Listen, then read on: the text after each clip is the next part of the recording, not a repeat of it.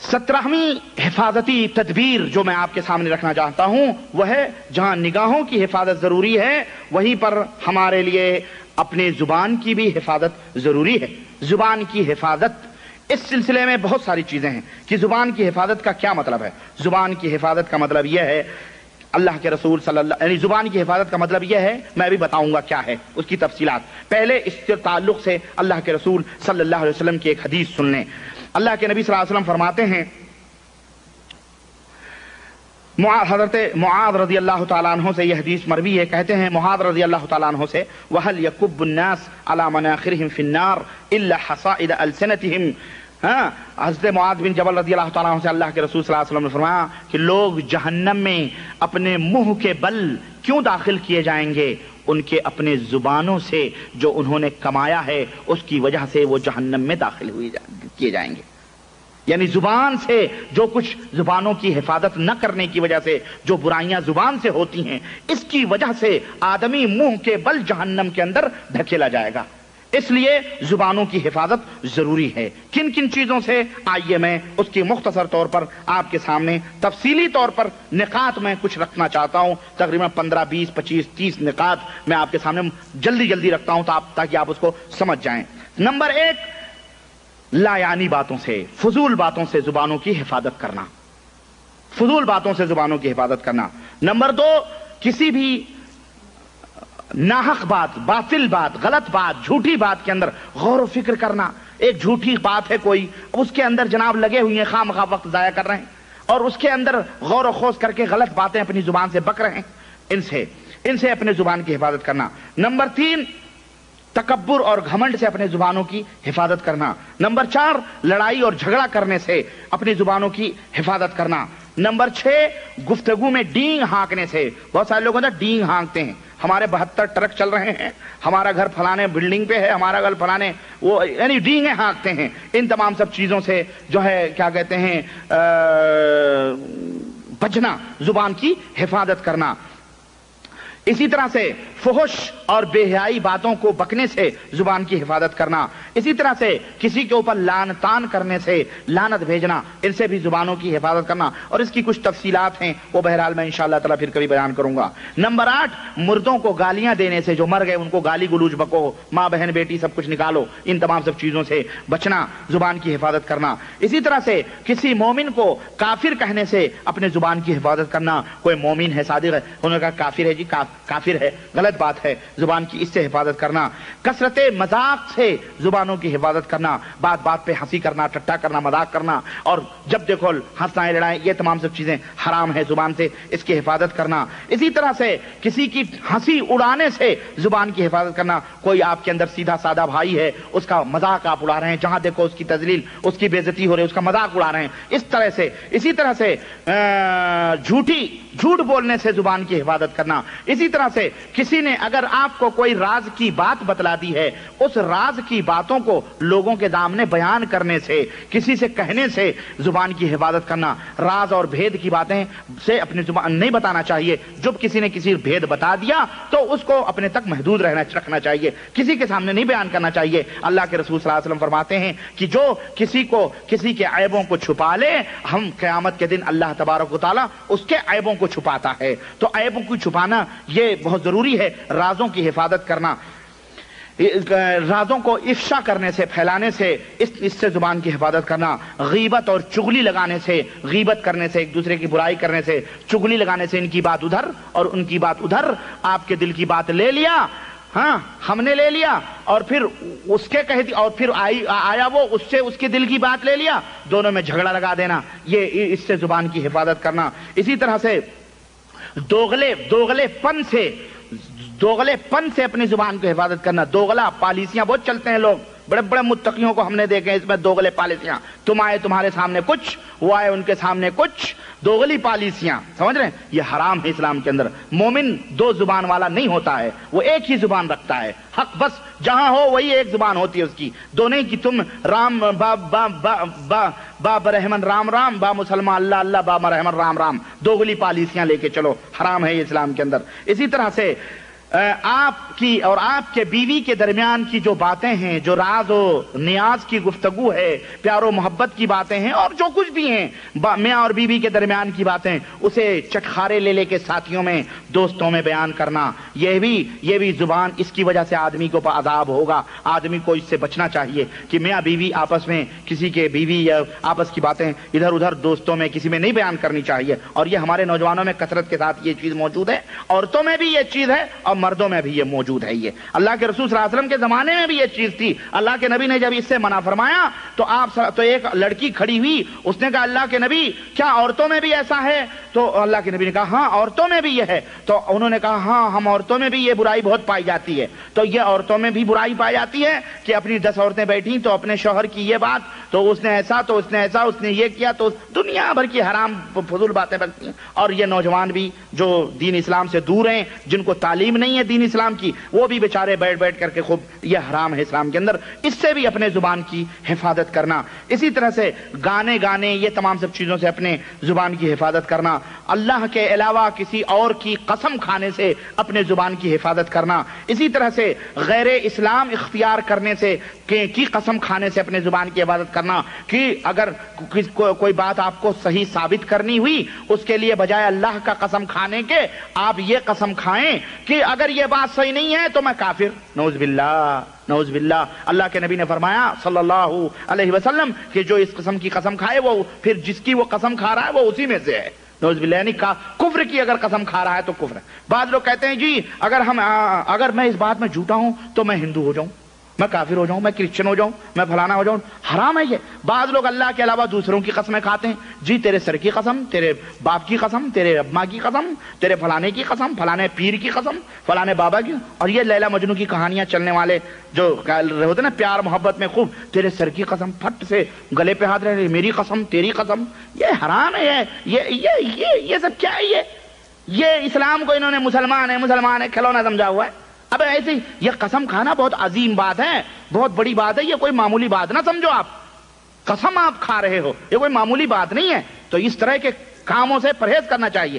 اب وہ کہتے ہیں جی اگر اپنے پریمکا کی قسم نہ کھائے تو وہ ناراض ہو جائے، اگر پریمکا اپنے پریمی کی قسم نہ کھائے تو پریمی ناراض، کیوں ہمیں تم سے محبت نہیں؟ گویا کہ دیکھیں جس سے جتنی اہم محبت ہوتی ہے آدمی اسی کی قسم کھاتا ہے۔ گویا یہ لوگ ایک دوسرے کی قسمیں کھا کے اللہ سے محبت ان کو نہیں ہے۔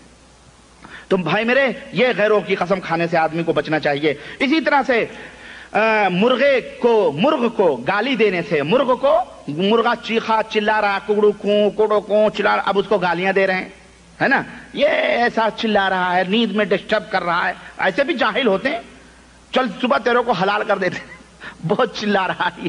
تو یہ گالی گلوج مرغ کو دینے سے اللہ کے رسول صلی اللہ علیہ وسلم نے منع فرمایا، حرام ہے یہ، اس سے بھی زبان کی حفاظت کرنی چاہیے۔ اسی طرح زمانے کو گالی دینے سے، آپ کے اوپر کوئی مصیبت آئی، یار زمانہ ہی ہے ایسا ہے، زمانہ خراب ہے، زمانہ ایسا، یعنی ماں بہن سب نکال لیتے ہیں زمانے کے ساتھ، وقت ہی ہمارا سالہ سالی سب کہہ لیتے ہیں، وقت ایسے ہی ہے ہمارا خراب ہے، میں کیا آپ کو بتاؤں، آپ لوگ جانتے ہوں گے اسی سماج میں۔ تو یہ زبان کی حفاظت کرنا ان چیزوں سے۔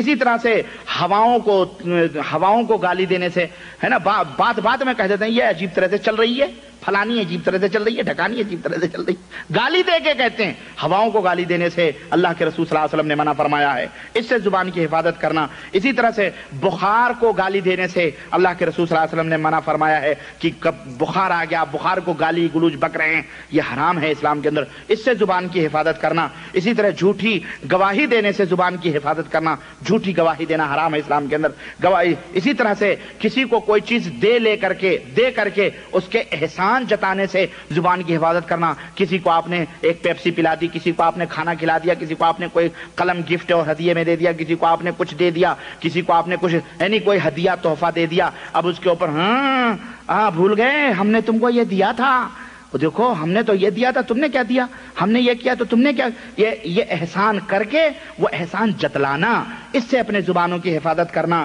اسی طرح سے سانسوں کو گالی دینا، جو سانس آتی اور جاتی ہے اس کو گالی دینا، اس سے بھی زبانوں کو حفاظت کرنا، اس کے گالی دینے سے زبانوں کو بچانا۔ اسی طرح سے فاسق و فاجر، مبتدع، بدعتی اور منافقوں کو اپنے آپ کو ان کا سردار اور آقا کہنا، یا یہ فلانے سید ہیں، یعنی سید من سے یعنی عربی کا سید بھائی، یا آپ وہ سید خاندانی نہیں میں کہنا چاہتا ہوں، میں نہیں کہہ رہا ہوں وہ میں سید یہ عربی میں جو کہتے ہیں جیسے مسٹر کے معنی میں جو ہے سر، یعنی ان کو آقا کہنا، ان کو اپنا بہت بڑا، ان کو بڑے معظم اور سید کے لقب سے یاد کرنا، یہ حرام ہے اسلام کے اندر، نہیں کہنا چاہیے۔ یعنی کوئی بدعتی ہے، کوئی فاسق و فاجر ہے، کوئی منافق آدمی ہے، اس کو جو اس طرح سے کہنا۔ اسی طرح سے بول اور چال میں ایسا لفظ استعمال کرنا جو مشترک، یعنی جس کو جو مشترک لفظ ہو، جیسے یعنی مشترک اللہ کے لیے بھی ہو اور بندوں کے، جیسے یہ کہنا کہ ما شاء اللہ وانت، جو اللہ چاہے اور آپ چاہیں، جو اللہ چاہے اور آپ چاہیں، اس سے بھی زبان کی حفاظت کرنا۔ کیوں؟ یہ شرک ہے۔ اللہ کے رسول صلی اللہ علیہ وسلم کے پاس ایک صحابی آئے، انہوں نے کہا ما شاء اللہ وشئت، اے اللہ کے نبی جو آپ چاہیں اور اللہ چاہے، تو اللہ کے رسول صلی اللہ علیہ وسلم نے فرمایا اجعلتنی للہ ندا، کیا تو نے مجھے اللہ کا شریک بنا دیا؟ بھائی یہ کہو کہ جو آپ چاہیں، جو اللہ چاہے پھر آپ چاہیں، تو اور کے بجائے پھر کہو، اور کے بجائے کیا کہو؟ بھائی اللہ دے گا پھر آپ جو دینا چاہیں دے دیں، یہ نہیں کہ اللہ دے گا اور آپ دیں گے، نہیں، اللہ دے پھر آپ دیں، یہ نہیں، اور نہیں کہنا چاہیے۔ اور کیوں؟ یہ اللہ اور بندوں کے اندر مشترک کا لفظ ہے، اسے بچنا چاہیے۔ اس سے بھی زبان کی حفاظت کرنا بول چال میں۔ اسی طرح سے بارش ہوئی تو بجائے یہ کہنے کے کہ اللہ کے فضل و کرم سے بارش ہوئی، یہ کہنے کے کہ ارے فلانا ستارہ جب فلانے برج میں پہنچا تب بارش ہوئی، فلانے کی وجہ سے بارش ہوئی، فلانے بابا فلانی جگہ پہنچے تو بارش ہوئی، فلانے حضرت، یہ حرام ہے اسلام، اس سے بھی یہ شرک ہے، اس سے بھی زبان کی حفاظت کرنا۔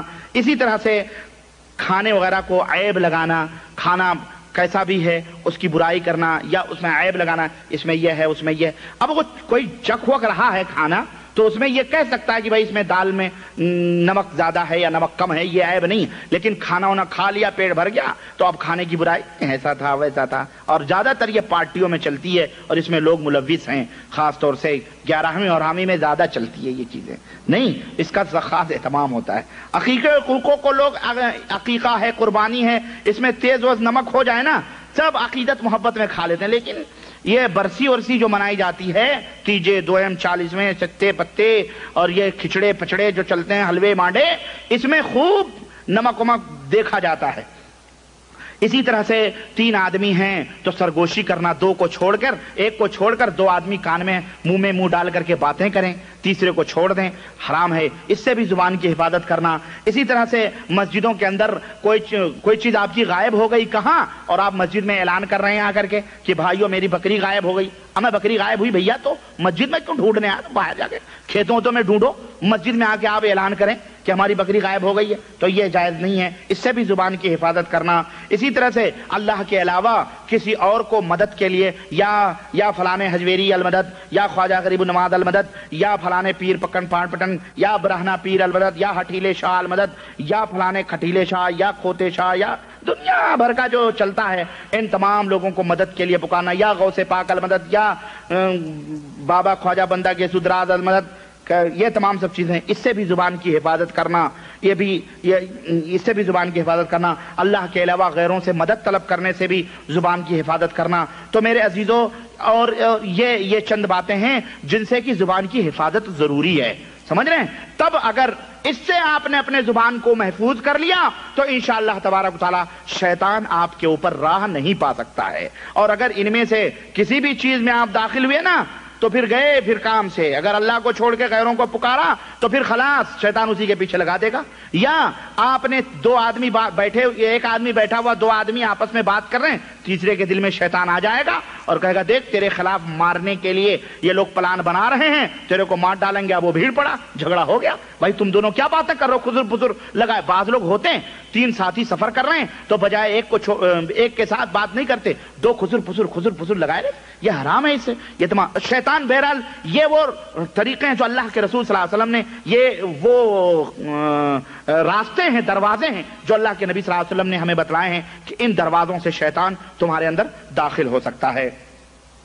18واں تدبیری طریقہ کیا ہے شیطان سے بچنے کا؟ اپنے پیٹ کی حفاظت کرنا، آپ نے آنکھوں کی حفاظت دیکھ لی، سن لی، اور زبان کی حفاظت، اس پیٹ کی بھی نا، یہ پیٹ نہ ہوتا تو بھینٹ نہ ہوتی، لوگ کہتے ہیں، ہے نہیں؟ یہ پیٹ، یہ جہنم کا کندہ، یہ کبھی نہیں بھرے گا آدمی کا۔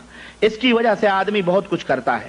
اس پیٹ کی بھی حفاظت کرنا، اس پیٹ کی حفاظت کس طرح سے کرنا، چنانچہ میں آپ کو بتاؤں، اللہ کے رسول صلی اللہ علیہ وسلم نے اس تعلق سے بہت ساری تعلیمات ہمارے سامنے رکھی ہیں۔ اس پیٹ کی حفاظت اس طرح سے کرنا کہ سود کھانے سے اس پیٹ کو بچانا، اس پیٹ کے اندر کوئی ایسا لقمہ نہیں جانا چاہیے جو سود یا حرام کا ہو، سود خوری کا ہو، اس سے آپ اپنے آپ کو بچانا چاہیے۔ اسی طرح سے اللہ کے رسول اللہ تبارک و تعالیٰ نے قرآن کریم میں فرمایا ہے، وہ آیت کریمہ اللہ کے رسول اللہ تبارک و تعالیٰ نے فرمایا، کلوا من طیبات ما رزقناکم، اے لوگو جو پاک اور حلال چیزیں ہیں جو ہم نے تمہیں روزی دی ہیں وہ کھاؤ، وہ اپنے پیٹ میں حلال اور پاک چیزیں اپنے پیٹ کے اندر ڈالو، اور حرام چیزوں سے تم پرہیز کرو۔ چنانچہ اس تعلق سے میں آپ کو بتاؤں، اللہ کے رسول صلی اللہ علیہ وسلم نے بتلایا، یعنی سود کھانے کے سلسلے میں اللہ کے رسول صلی اللہ علیہ وسلم کی واضح حدیث آتی ہے کہ اللہ کے نبی صلی اللہ علیہ وسلم نے فرمایا، حضرت ابو ہریرہ کی روایت، کہ اجتنبوا السبع الموبقات، کہ اے لوگوں 7 ہلاک کرنے والی چیزوں سے بچو، 7 ہلاک کرنے والی چیزیں، ان سے بچو۔ انہوں نے کہا، صحابہ نے، یا رسول اللہ ما ہن، وہ کیا ہیں؟ تو آپ صلی اللہ علیہ وسلم نے فرمایا، ایک، انگلیوں پہ گنو آپ لوگ، ایک اللہ وحدہ لا شریک کے ذات شرک کرنا، یہ آدمی کو ہلاک اور برباد کر دیتا ہے۔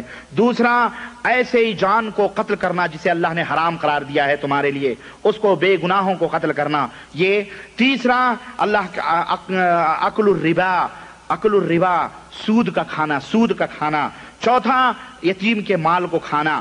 پانچواں، لڑائی کے دن پیٹ پھیر کے بھاگنا۔ چھٹا، پاک باز اور مومنہ عورتوں کے اوپر تہمت لگانا، الزام لگانا۔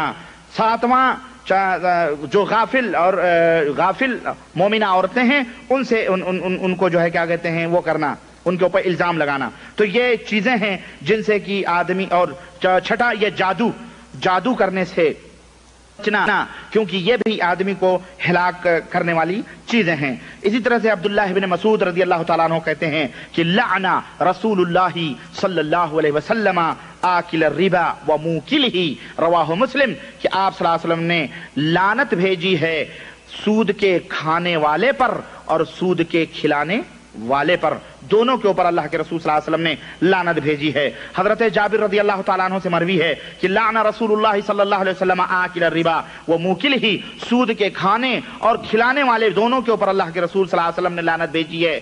وکاتبہ، اور سود کے کاروبار کو لکھنے والے کے اوپر اللہ کی لعنت۔ وشاہدیہ، اور سود کے دونوں گواہی دینے والے کے اوپر، اس کے اوپر بھی اللہ کے رسول صلی اللہ علیہ وسلم نے لعنت بھیجی ہے۔ اور حضرت عبداللہ ابن مسعود کی ایک حدیث میں نبی صلی اللہ علیہ وسلم نے فرمایا کہ ما ظہر فی قوم الزنا والربا الا احلوا بانفسہم عذاب اللہ، کہ جس قوم کے اندر سود کا کھانا اور زنا یہ دونوں حلال سمجھے جانے لگیں، ظاہر ہو جائیں کہ لوگ کثرت کے ساتھ سود کھانے لگیں، زنا کرنے لگیں، تو اللہ کے نبی صلی اللہ علیہ وسلم فرماتے ہیں اللہ کا عذاب ان کے انتظار میں ہے، اللہ کا عذاب ان کے انتظار میں ہے۔ اور اسی طرح سے مسند احمد کی روایت میں حضرت کعب الاحبار رضی اللہ تعالیٰ عنہ سے مروی کہتے ہیں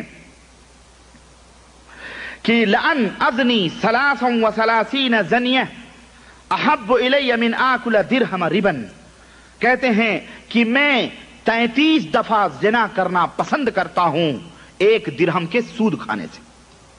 33 دفعہ زنا کر لینا یہ میرے نزدیک زیادہ بہتر ہے ایک درہم کے سود کھانے سے۔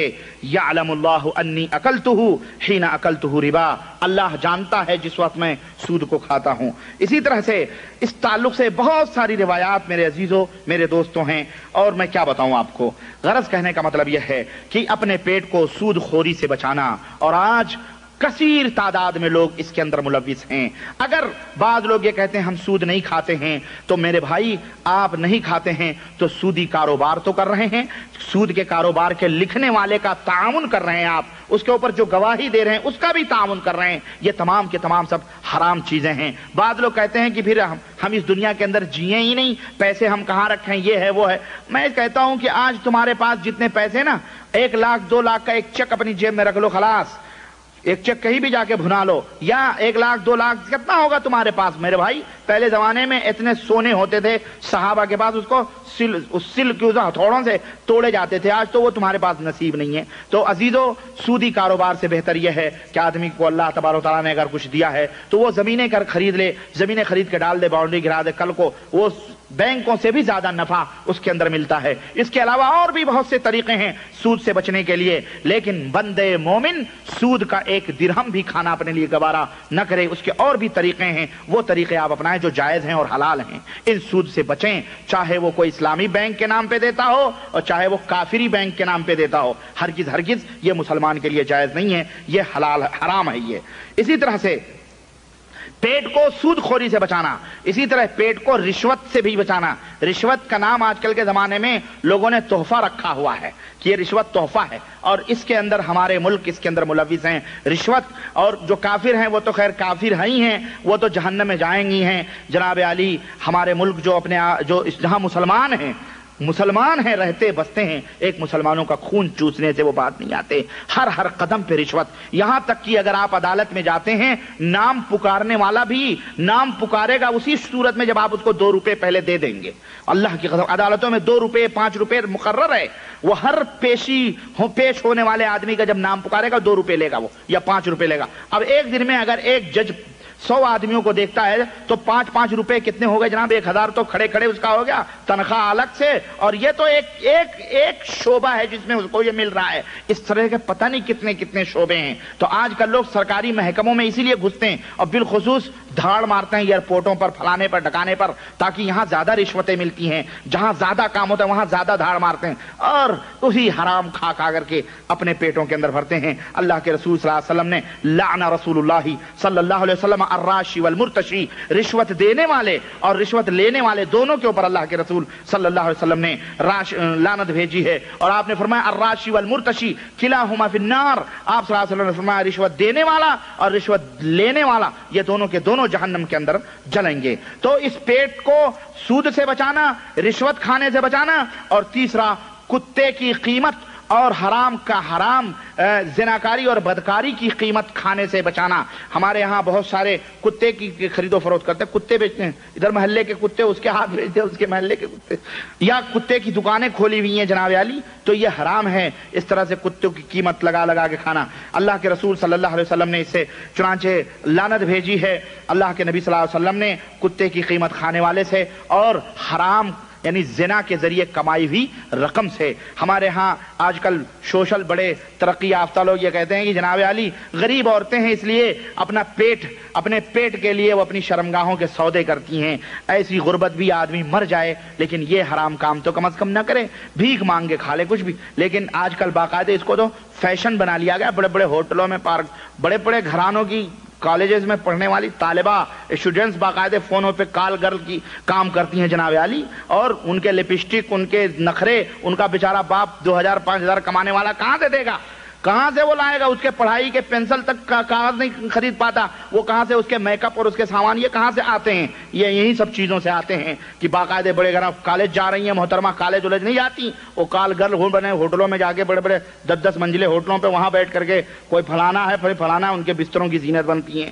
اس طرح سے بھی اپنے یہ فتنے کا دور ہے۔ یہ وہ راستے ہیں جو میں بتا رہا ہوں آپ کو، تاکہ یہ تمام سب آپ اپنے ذہنوں میں رکھیں۔ اگر آپ باپ ہیں، اگر بھائی ہیں، کچھ بھی ہیں، اتنا نہ تعلیم دو کہ اس طرح سے جو ہے لڑکیاں آپ کے ہاتھوں سے ادھر ادھر چلی جائیں اور جب اڑ جائیں تو آپ ہاتھ مسلتے رہ جائیں اور کہیں کہ ہماری بیٹی ہمارا یا ہماری بہن ہماری ناک کٹا کے رکھ دی۔ ہرگز نہیں، بلکہ یہ شیطانی راستے ہیں، ان سے بچنے کی کوشش کرو۔ اسی طرح سے پیٹ کو یتیم کے مال دولت کھانے سے بچانا حرام، یہ بھی حرام ہے یتیموں کے مال کو کھانا۔ اسی طرح سے وہ مال جو شبہات کے مال ہیں، جس میں آپ کو شبہ ہے کہ یہ حلال ہے کہ حرام ہے، ان مالوں سے بھی اپنے پیٹ کو حفاظت، اس سے بھی بچاؤ۔ اور اسی طرح سے حرام کی جتنے بھی اقسام ہیں ان سے بھی اپنے پیٹ کو بچانا یہ ضروری ہے۔ اسی طرح سے پیٹ بھر کر کے کھانا کھانے سے بھی اپنے پیٹ کو بچاؤ۔ پیٹ بھر کے یعنی نٹی سے اوپر تک ایک لقمہ پانی پینے کی راہ نہ ہو اور پیپسی سرکائے جائیں، پیپسی سے سرکاتے ہیں، ہے نہیں، غلط بات ہے۔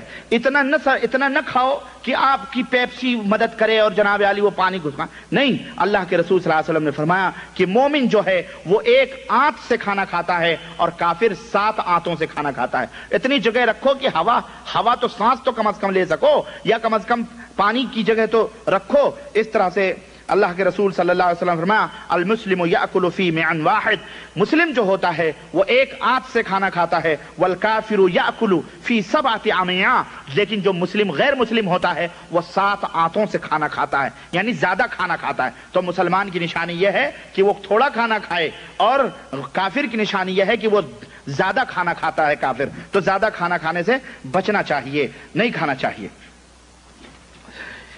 اسی طرح سے اب 19ویں، اور میں چاہتا ہوں کہ میں ختم کر دوں، تھوڑا سا رہ گیا ہے انشاءاللہ تعالی، تھوڑی پوائنٹس ہیں، میں اس بات کو یہاں ختم کرنا چاہتا ہوں۔ 19ویں پوائنٹ اس سلسلے میں تدبیر شیطان سے بچنے کی یہ ہے کہ اپنے شرمگاہوں کی حفاظت کرنا، نگاہوں کی حفاظت کرنا، زبان کی حفاظت کرنا، پیٹ کی حفاظت کرنا۔ اب آیا نمبر شرمگاہوں کی حفاظت کرنا۔ شرمگاہ، اللہ کے رسول صلی اللہ علیہ وسلم نے فرمایا کہ من یضمن لی ما بین لحییہ وما بین رجلیہ، کہ جو شخص اپنے داڑھی اور اپنے دونوں ٹانگوں کے بیچ کی جو جگہ ہے اس کی مجھے ضمانت دے کہ وہ حرام چیزوں سے اس کو بچائے رکھے گا، تو میں اس کو تضمنت لہ الجنہ، تو میں اسے جنت کی گارنٹی دیتا ہوں، یعنی جنت میں وہ انشاءاللہ تبارک تعالیٰ داخل ہوگا۔ تو اسی طرح سے یعنی اپنا شرمگاہ کی حفاظت آدمی کو کرنی چاہیے، اور اس کی حفاظت کس طرح سے؟ چنانچہ زناکاریوں سے، زناکاری سے اپنے شرمگاہوں کی حفاظت کرنا۔ اللہ کے رسول صلی اللہ علیہ وسلم نے فرمایا، حضرت ابو ہریرہ کی روایت کہ لا یزنی الزانی حین یزنی وہو مومن، زانی جب زنا کرتا ہے تو وہ ایمان کی حالت میں زنا نہیں کرتا ہے، اس وقت وہ مومن نہیں رہتا ہے۔ ولا یسرق السارق حین یسرق وہو مومن، چوری کرنے والا چور جب چوری کرتا ہے تو وہ اس وقت مومن نہیں ہوتا ہے۔ ولا یشرب الخمر، جہاں شراب پینے والا شرابی جب وہ شراب پیتا ہے تو وہ مومن ہوتا ہے۔ یہ حدیث صحیح بخاری اور صحیح مسلم کے اندر ہے۔ اسی طرح سے یہ اللہ کے رسول صلی اللہ علیہ وسلم نے گویا زنا کرنے سے آدمی کو تعلیم دی ہے کہ زنا، اپنے شرمگاہ کی زنا سے بچاؤ، زنا کاریوں سے بچاؤ۔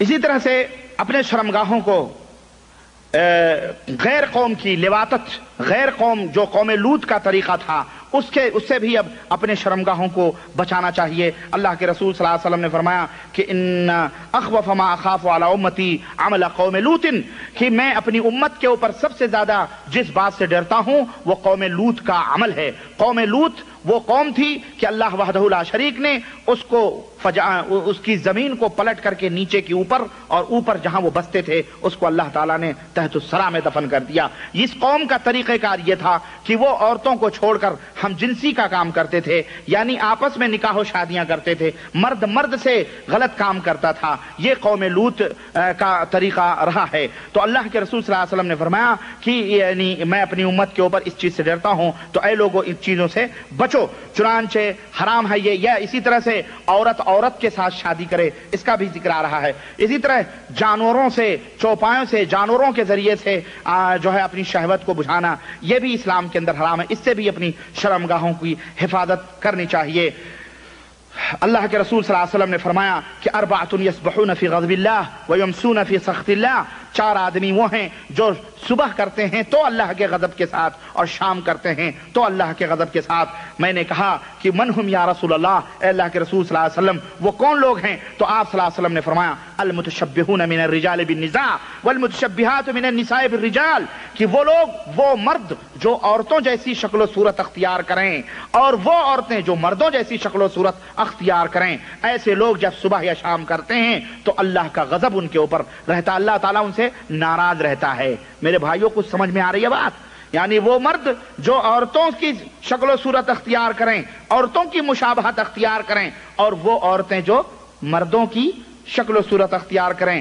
جب صبح ہوتی ہے تو بھی اللہ اس کے اوپر ناراض رہتا ہے، شام ہوتی ہے تو بھی اللہ تعالیٰ اسے اوپر ناراض رہتا ہے. غور سے دیکھ لو اپنے اپنے گریبانوں میں منہ ڈال کے، اللہ کے غضب صبح و شام اس کے تم شکار ہوتے ہو، اللہ تم سے ناراض رہتا ہے. یہ صحیح حدیث، یہ اللہ کے رسول صلی اللہ علیہ وسلم کی حدیث ہے. اسی طرح سے اللہ کے رسول صلی اللہ علیہ وسلم نے فرمایا والذی یأتی البہیمہ، اور جو چوپائے کے ساتھ غلط کام کرے اس کے اوپر بھی اللہ ناراض ہوتا ہے. والذی یأتی الرجال، اور جو مرد سے غلط کام کرے اس کے اوپر بھی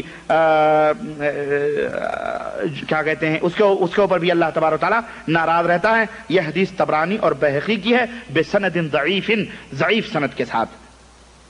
اسی طرح مرفوع حدیث حضرت ابو ہریرہ رضی اللہ تعالیٰ عنہ سے ہے، کہتے ہیں کہ جو اللہ کے رسول صلی اللہ علیہ وسلم نے فرمایا کہ جو شخص قوم لوط کا عمل کرتا ہے وہ ملعون ہے، میری امت کا ملعون آدمی ہے. ملعون آدمی ہے جو چوپایوں سے غلط کام کرتا ہے، وہ ملعون ہے. وقال صحیح الاسناد، اور لیکن امام حاکم نے کہا یہ صحیح سند ہے، لیکن حقیقت یہ ہے کہ اس کی سند بھی ضعیف ہے، یہ روایت بھی ضعیف ہے. المہم کہنے کا مطلب یہ ہے کہ بہرحال ان اعمال سے آدمی کو پرہیز کرنا چاہیے جو اللہ وحدہ لا شریک کے غضب اور ان کی لعنتوں کا شکار ہوں. اسی طرح سے شرمگاہوں کی حفاظت اس صورت میں بھی کرنا جب عورت حیض کی حالت میں یا نفاس کی حالت میں ہو. اس حالت میں بھی مرد کو چاہیے کہ اپنی عورت سے دور رہے. حضرت ابو ہریرہ رضی اللہ تعالیٰ عنہ کی روایت آتی ہے، اللہ کے رسول صلی اللہ علیہ وسلم نے فرمایا من اتى حائضا او امرأة في دبرها او كاهنا فصدقه فقد كفر بما انزل على محمد، رواه احمد واهل السنن وصححه الالبانی. امام البانی نے اس حدیث کو صحیح قرار دیا ہے. اور اللہ کے نبی صلی اللہ علیہ وسلم نے فرمایا کہ جو شخص کسی حائضہ عورت کے ساتھ ہم بستری کرے، یعنی اس کی بیوی ہے اور بیوی حیض کی حالت میں ہے یا نفاس کی حالت میں ہے، اس حالت میں وہ اپنی بیوی سے ہم بستری کرے. او امرأۃ فی دبرہا، یا اپنی عورت کے اگلے شرمگاہ کے جمع کرنے کے بجائے اس عورت کے پیخانے کے راستے سے وہ ہم بستری کرے. کھول کے بتا رہا ہوں تاکہ سمجھ میں آ جائے بات. پیخانے کے راستے سے وہ اس سے غلط کام کریں، جمع کرے. او کاہنن، یا ایسے کاہن سمجھتے ہیں نا، کاہن دعا تعویذ پلیتے گنجے بھنگے جو کرتے ہیں یہ سب کاہن. ان کاہنوں کے پاس یہ جو آئے اور جو وہ کہیں ان کے بات کی تصدیق کرے. یہ تین قسم کے آدمی، حیض اور پچھلی راہ سے پچھلی شرمگاہ سے حیضہ عورت سے جمع کرنا، عورت کے پچھلی شرمگاہ سے جمع کرنا، اسی طرح سے کسی کاہن کے پاس آ کر کے اس کے بات کی تصدیق کرنا. ایسے تین آدمی فقد کفر بما انزل علی محمد صلی اللہ علیہ وسلم. تو اللہ کے نبی فرماتے ہیں جو شخص ایسا عمل کرے گا اس نے اس شریعت کا انکار کیا جو محمد صلی اللہ علیہ وسلم لے کر کے اس دنیا میں آئے.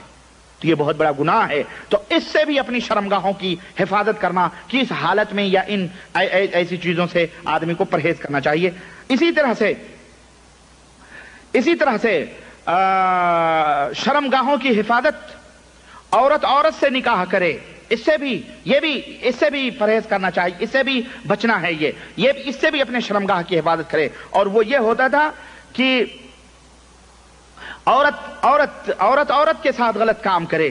سمجھ رہے ہیں؟ یعنی ابو آپ سمجھ رہے ہیں یہ بھی حرام ہے. اللہ تبارک تعالیٰ نے فرمایا والذین ہم لفروجہم حافظون، کہ وہ مومن بندے وہ لوگ ہیں جو اپنے شرمگاہوں کی حفاظت کرتے ہیں. اس کے اندر مومن مرد مومن عورتیں دونوں کے دونوں شامل ہیں. خلاصے کلام یہ ہے کہ مسلمان کے اوپر یہ واجب اور فرض ہے کہ وہ ہر ان تمام حرام کاموں سے اپنے، چاہے وہ مرد ہو یا عورت ہو، اپنے شرمگاہوں کی حفاظت کریں جو کہ حرام ہے شریعت اسلامیہ کے اندر. اس لیے کہ شاید جب کثرت گناہ آدمی کے اوپر ہوں گے، یعنی گناہ جب زیادہ ہوں گے تو شیطان ان کے اوپر غالب بھی زیادہ طریقے سے ہوگا. تو میرے عزیزوں اور بھائیوں، اور یہ رہی حفاظت کس کی؟ شرمگاہ کی. 20ویں حفاظت کی حفاظتی تدبیر اپنے ہاتھوں کی حفاظت کرنا ہے. ہاتھوں کی حفاظت کیا ہے؟ کسی مسلمان بھائی کو قتل کرنے سے رک جانا. اسی طرح سے ہاتھ کو کسی بھی بے گناہ، چاہے وہ کافر ہو چاہے وہ غیر مسلم ہو یا مسلم ہو، اس کو بے گناہ ہے اس کو قتل کرنے سے اپنے ہاتھوں کو روکنا۔ اسی طرح سے اجنبی یا غیر محرم عورت سے مصافحہ کرنے سے اپنے ہاتھوں کو روکنا۔ اسی طرح سے، اور یہ بڑی تفصیل کی اس میں بات ہے، بہرحال اتنا آپ سمجھ لیں۔ اسی طرح سے سونے کے زیورات، مرد اپنے ہاتھوں کے اندر سونے کی انگوٹھی، سونے کا کنگن، سونے کی چیزیں پہنے، اس سے بھی اپنے ہاتھوں کی حفاظت کرنا۔ اسی طرح پتے وتے جو کھیلتے ہیں، شطرنج، پتے اور تاش اور جوئے، سٹے، اس سے بھی اپنے ہاتھوں کی حفاظت کرنا۔ اسی طرح ان تمام، یہ سب حرام ہیں، ان تمام سب چیزوں سے اپنے ہاتھوں کی حفاظت کرنا۔ اس سے بھی شیطان، اگر آدمی ہاتھوں کو ان چیزوں میں داخل کرے گا تو ظاہر ہے کہ شیطان اس کے اوپر غالب آئے گا۔ اسی طرح سے گھر کی حفاظت کرنا، گھر کی حفاظت کرنا، اور گھر کی حفاظت کس طرح سے کہ جب گھر کے اندر جائے تو داخل ہونے کی دعا پڑھنا۔ اللہ کے رسول صلی اللہ علیہ وسلم نے فرمایا کہ جب آدمی اپنے گھر کے اندر داخل ہو اور کہے اللہم انی اسألک خیر المولج و خیر المخرج، بسم اللہ ولجنا و بسم اللہ خرجنا وعلی ربنا توکلنا ثم یسلم علی اہلہ، کہ جب آدمی یہ دعا پڑھے تو اپنے اہل و عیال کے اوپر پھر سلام کرے، تو اللہ کے رسول صلی اللہ علیہ وسلم فرماتے ہیں کہ یعنی یہ حکم ہے اللہ کے نبی صلی اللہ علیہ وسلم کا کہ جب آدمی گھر میں جائے تو اس طرح سے کرے۔ تو یہ دعا گھر کے اندر داخل ہونے کی دعا پڑھے۔ اسی طرح سے کھانا کھانے اور پانی پینے کے وقت اللہ کی یاد کرے۔ اللہ کے رسول صلی اللہ علیہ وسلم نے فرمایا کہ اے لوگوں، جب تمہیں کا کوئی گھر میں داخل ہو تو اللہ کو داخل ہونے کے وقت یاد کرے، یعنی بسم اللہ کہہ کر کے داخل ہو، کھانا کھائے تو بسم اللہ کر کے۔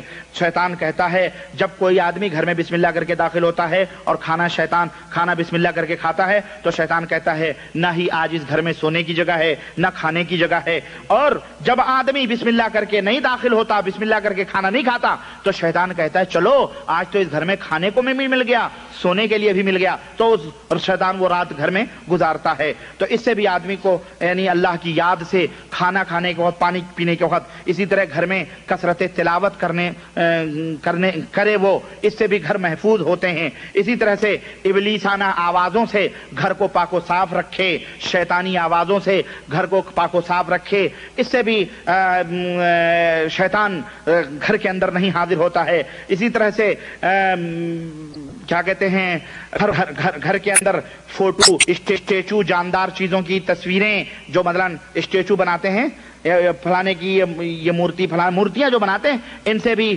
گھروں کو دور رکھے، گھروں کو ان سے دور رکھے۔ اسی طرح صلیب، کراس وغیرہ جو خوبصورتی، ان تمام سب چیزوں سے گھروں کو پاک و صاف رکھے۔ اسی طرح کتا پالنے سے، گھروں کے اندر کتا پالنے سے، اس سے بھی گھر کو پاک و صاف رکھے، ورنہ اللہ کے رسول صلی اللہ علیہ وسلم فرماتے ہیں جس گھر میں کتے ہوتے ہیں اس گھر میں اللہ کے فرشتے نہیں آتے ہیں، اور جہاں اللہ کے فرشتے نہ آئیں تو ظاہر ہے کہ اللہ وہاں تو شیطان ہی آئے گا۔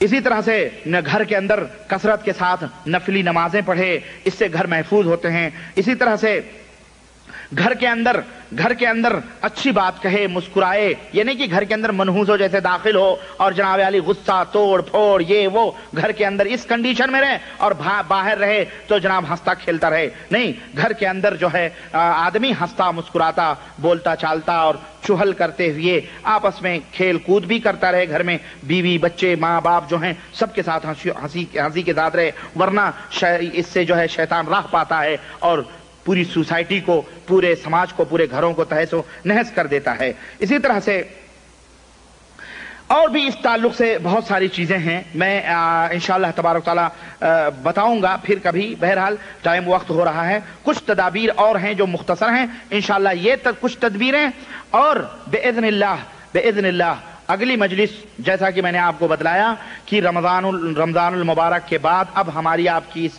ہال کے اندر ملاقات ہوگی، عید کے 10 دن، یعنی 10 دن کے بعد 10ویں دن ہماری آفس کھلے گی، اور اس کے بعد جو جمعرات آئے گی پہلی، انشاءاللہ تبارک تعالیٰ اس میں ہم جناتوں کے علاج و معالجے، یا علاج کرنے والے کے کیا خوبیاں، پھر جو مریض کیسے ہوتا ہے، کیا ہوتا ہے، یہ تمام سب چیزیں لے کے حاضر ہوں گا انشاءاللہ تبارک تعالیٰ۔ بقیہ آپ لوگوں کو اللہ کے حوالے اس کلمات کے ساتھ کرتے ہیں کہ رمضان المبارک آپ کے سروں پہ ہے، جو نہایت ہی خیر و برکت کا مہینہ اپنے دامنوں میں لے کے بہت ہی خیر و برکت لے کے آ رہا ہے۔ آپ اس کا خوشی و مسرت کے ساتھ استقبال کریں، اس مہمان کو ویلکم کہیں اور اس کے روزے رکھیں، اس میں اللہ تبارک و تعالیٰ کی کثرت کے ساتھ عبادت کریں۔ اور یہ مہینہ قرآن کا مہینہ ہے، اس مہینے میں ہمارے اسلاف صحابہ کرام درس، دروس، محاضرات، لیکچر سب کچھ ترک کر کے صرف قرآن کریم پڑھتے تھے اور اس کے پڑھاتے تھے۔ تو قرآن پڑھنا اور پڑھانا یہ قرآن کا مہینہ ہے، اس لیے آپ لوگ بھی اس کو لازم پکڑیں،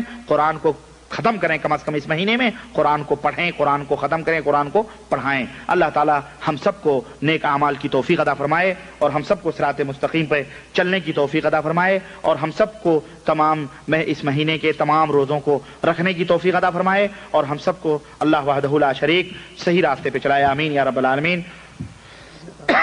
جی کوئی بات نہیں، میں مختصر طور پہ، سوالات زیادہ ہیں، میں مختصر طور پہ انشاءاللہ تعالی آپ کے جوابات دینے کی کوشش کروں گا۔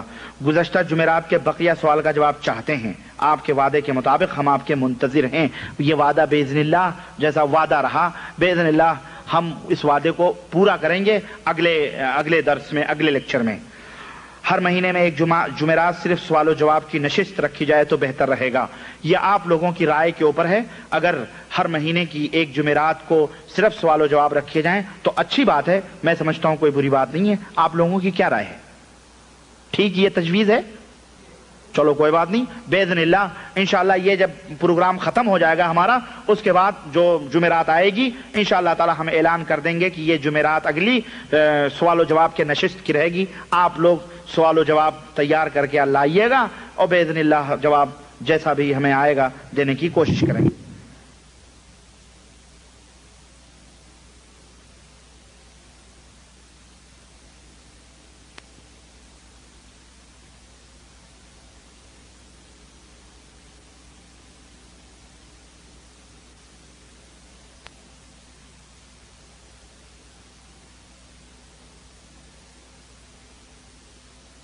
حاضرین کرام، معزز دوستوں اور بھائیوں، وقت چونکہ زیادہ گزر چکا ہے، اس لیے میں بلا کسی تمہید کے میں اپنے اسی پرانے موضوع کو ایک طویل وقفے کے بعد اس کی شروعات کرنا چاہتا ہوں۔ ہمارا موضوع سخن پچھلے محاضروں میں، پچھلے لیکچرز میں یہ تھا کہ شیطان سے بچنے کی کیا کیا تدابیر ہیں۔ قرآن و سنت میں سب سے پہلی شیطان سے بچنے کی جو تدبیریں بیان کی گئی ہیں، علاج سے پہلے بلکہ مصیبتوں میں پڑنے سے پہلے اللہ اور اس کے رسول صلی اللہ علیہ وسلم نے کچھ تدبیریں بیان کی ہیں۔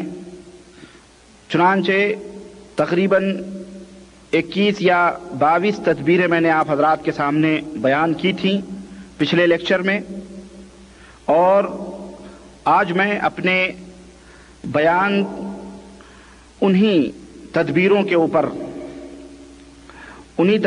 اوپر اپنے بیان کو میں جاری رکھوں گا انشاءاللہ تبارک و تعالی، اور آج میں ختم کرنا چاہتا ہوں، اور اس کے بعد میں آئندہ ہفتے باذن اللہ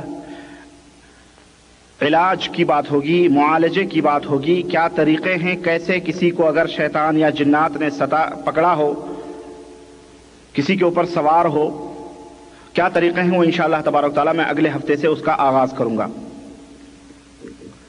چنانچہ انہی تدبیروں میں سے جو پچھلی تدبیریں تھیں، 23ویں تدبیر یہ ہے کہ جب آدمی مسجد کے اندر جائے تو اللہ کے رسول صلی اللہ علیہ وسلم نے فرمایا ایک دعا پڑھ لے تو وہ تمام دن شیطان کے شر سے محفوظ رہے گا۔ چنانچہ حضرت عبداللہ ابن عمرو ابن عاص رضی اللہ تعالی عنہما سے یہ حدیث مروی ہے جو ابو داؤد کے اندر ہے، اور جسے امام وقت اس زمانے کے سب سے بڑے محدث علامہ ناصر الدین البانی حفظہ اللہ نے اس حدیث کو صحیح قرار دیا ہے کہ نبی کریم صلی اللہ علیہ وسلم سے مروی ہے کہ آپ صلی اللہ علیہ وسلم نے فرمایا،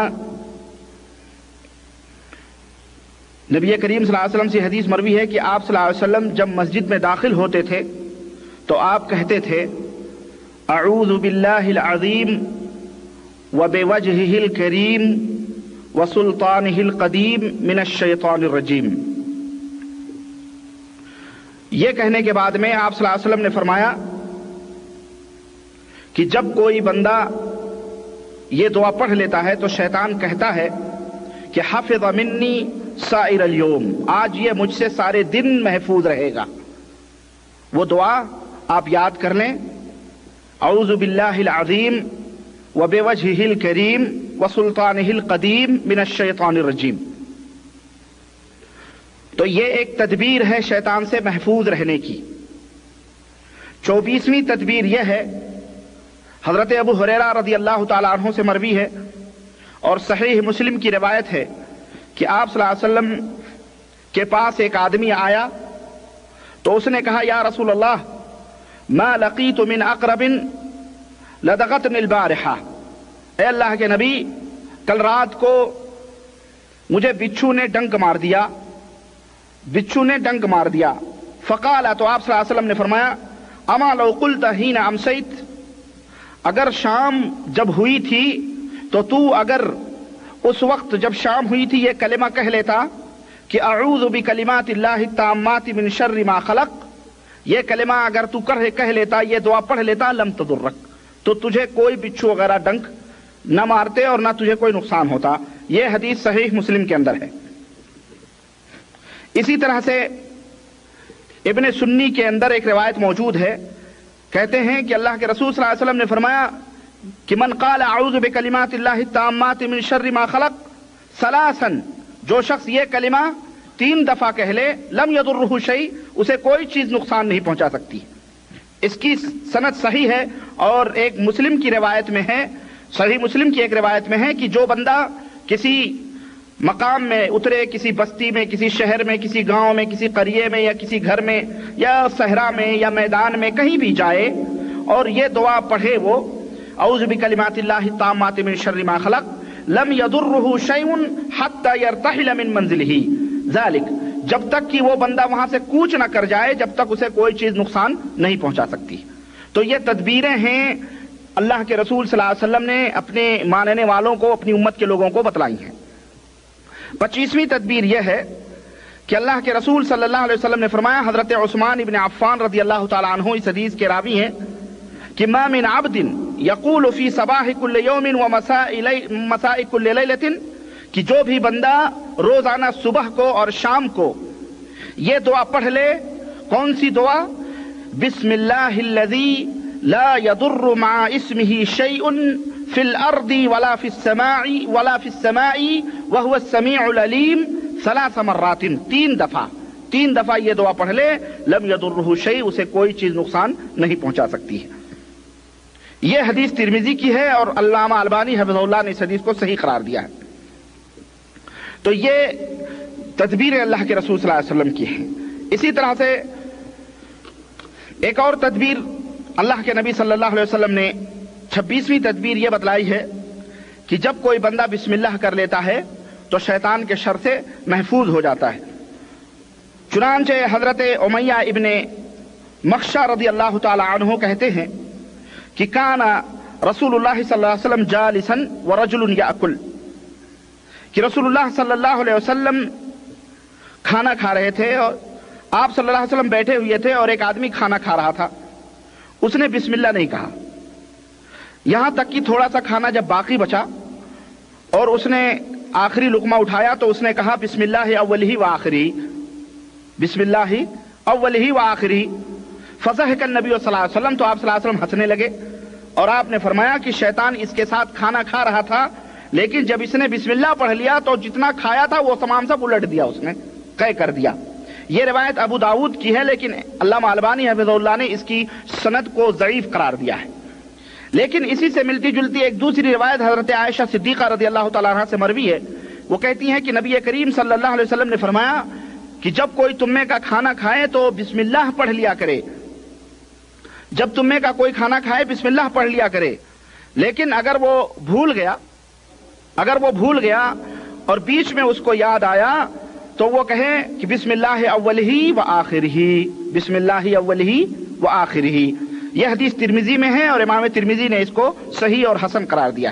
اسی طرح حضرت عائشہ سے ایک اور روایت موجود ہے کہ نبی کریم صلی اللہ علیہ وسلم اپنے 6 صحابہ کے ساتھ کھانا کھا رہے تھے، ایک اعرابی بدو آیا، فاکلہ بلقمتین، اس نے 2 لقمے اٹھا کے کھائے، تو رسول اللہ صلی اللہ علیہ وسلم نے فرمایا اما انہ لو سمى لکفاکم، اگر یہ بسم اللہ پڑھ لیتا تو یہ کھانا سب لوگوں کو کافی ہوتا، تم لوگوں کو کافی ہوتا۔ یہ حدیث بھی ترمذی کے اندر موجود ہے۔ اسی طرح سے صحیح مسلم کی ایک روایت میں ہے، اسی طرح سے یعنی اس حدیث سے ہمیں یہ معلوم ہوا کہ آدمی کو کھانا کھانے کے وقت بسم اللہ پڑھ لینا چاہیے۔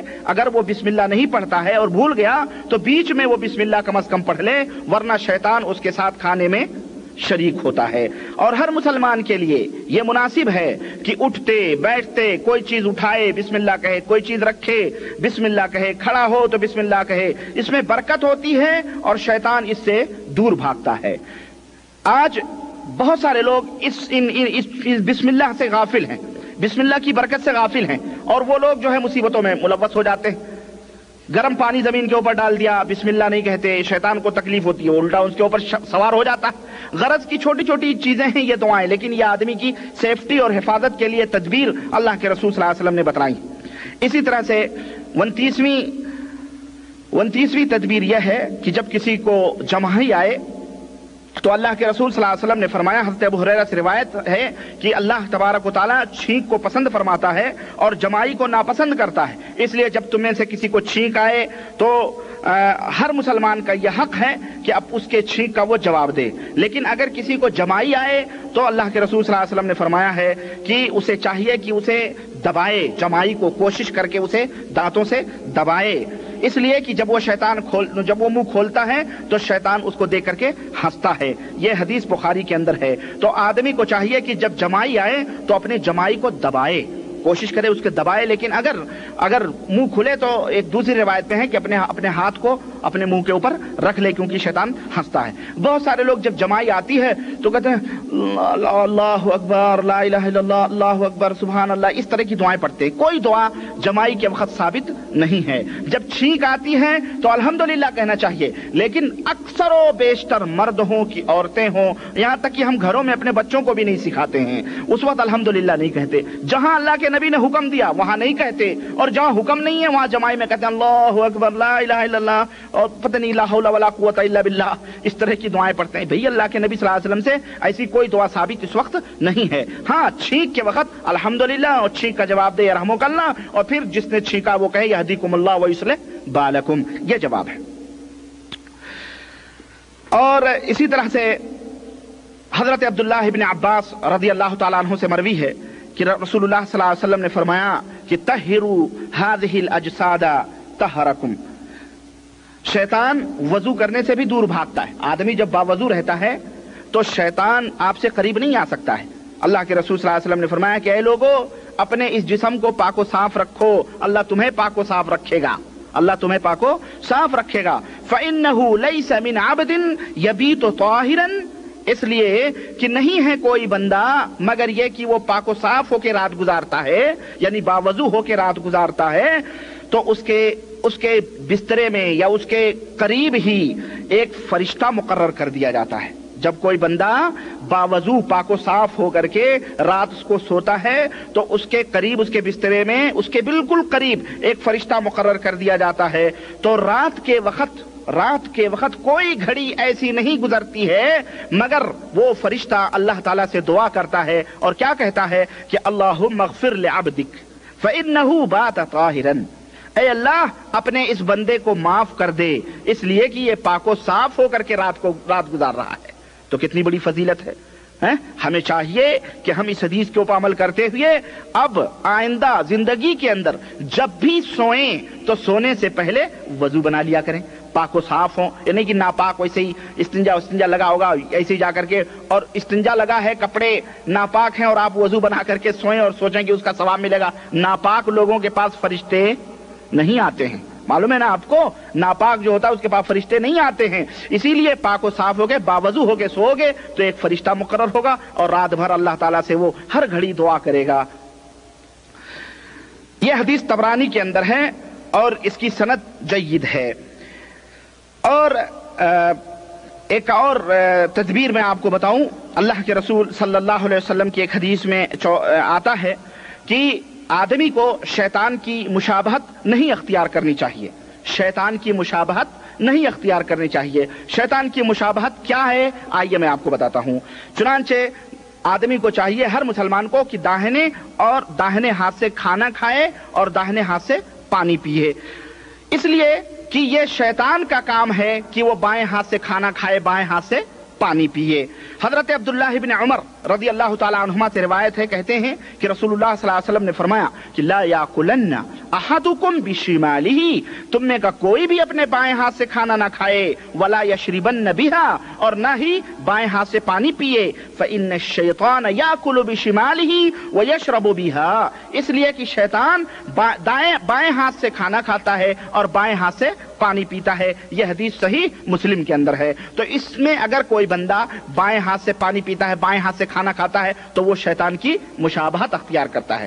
بعض لوگ کھانا کھاتے رہتے ہیں اور پانی بائیں ہاتھ سے اٹھا کر کے بائیں ہاتھ سے پانی پی لیتے ہیں, یا بعض لوگ ایسا کرتے ہیں کہ ٹیکا لگا لیتے ہیں, کہتے ہیں جی گلاس گندا ہو جائے گا. بھائی گلاس گندا ہو جائے گا ٹھیک ہے, لیکن اللہ کے نبی کی سنت تو کم از کم تمہیں ثواب تو ملے گا. اللہ کے نبی سے پڑھ کے پاک اور صاف تم نہیں ہو سکتے. آج بہت سارے لوگ یہ سوچتے ہیں چلو ہاتھ لگا لیا گیا, چلو یہ ہو گیا, بہرحال ٹیکا لگا لیتے ہیں, غلط بات ہے. بہتر یہ ہے کہ آپ اپنے انگلیوں کو چاٹیں. ایسا کیوں انگلیوں کے بیچ کے اندر وہ کھانے دانے آپ لپیٹ کر کے کھاتے ہو, لپٹ کر کے, بلکہ آدمی کو چاہیے اپنی انگلیوں کو چاٹ کے گلاس اٹھا لے, کسی بھی مجلس میں رہے اپنے داہنے ہاتھ سے گلاس سے اٹھائے اور داہنے ہاتھ سے پانی پیے, ورنہ شیطان کی مشابہت ہوگی.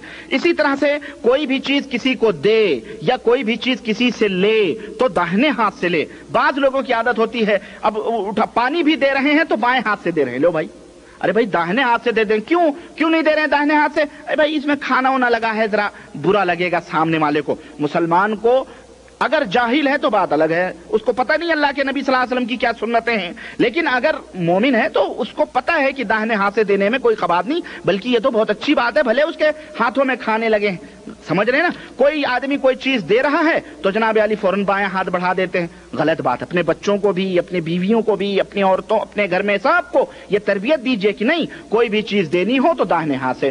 بعض سلف کا یہ قاعدہ رہا ہے کہ جب بھی وہ کسی کو کوئی چیز دیتے تھے, اگر وہ بائیں ہاتھ بڑھایا تو نہیں دیتے تھے, روک لیتے تھے, تو وہ کہتا دیجیے نا. اب اس کو ہوش بھی نہیں رہتا کہ وہ کیا چیز کیوں روک لیا گیا, وہ چیز کیوں روک لی گئی, کیوں نہیں دے رہے ہیں. بعد میں جب وہ بتاتے ہیں بھائی بایاں ہاتھ نہیں داہنا ہاتھ, ہو آئی ایم سوری غلطی ہو گئی ہے نا, یہ کہہ کے بات, تو غلط بات ہے یہ.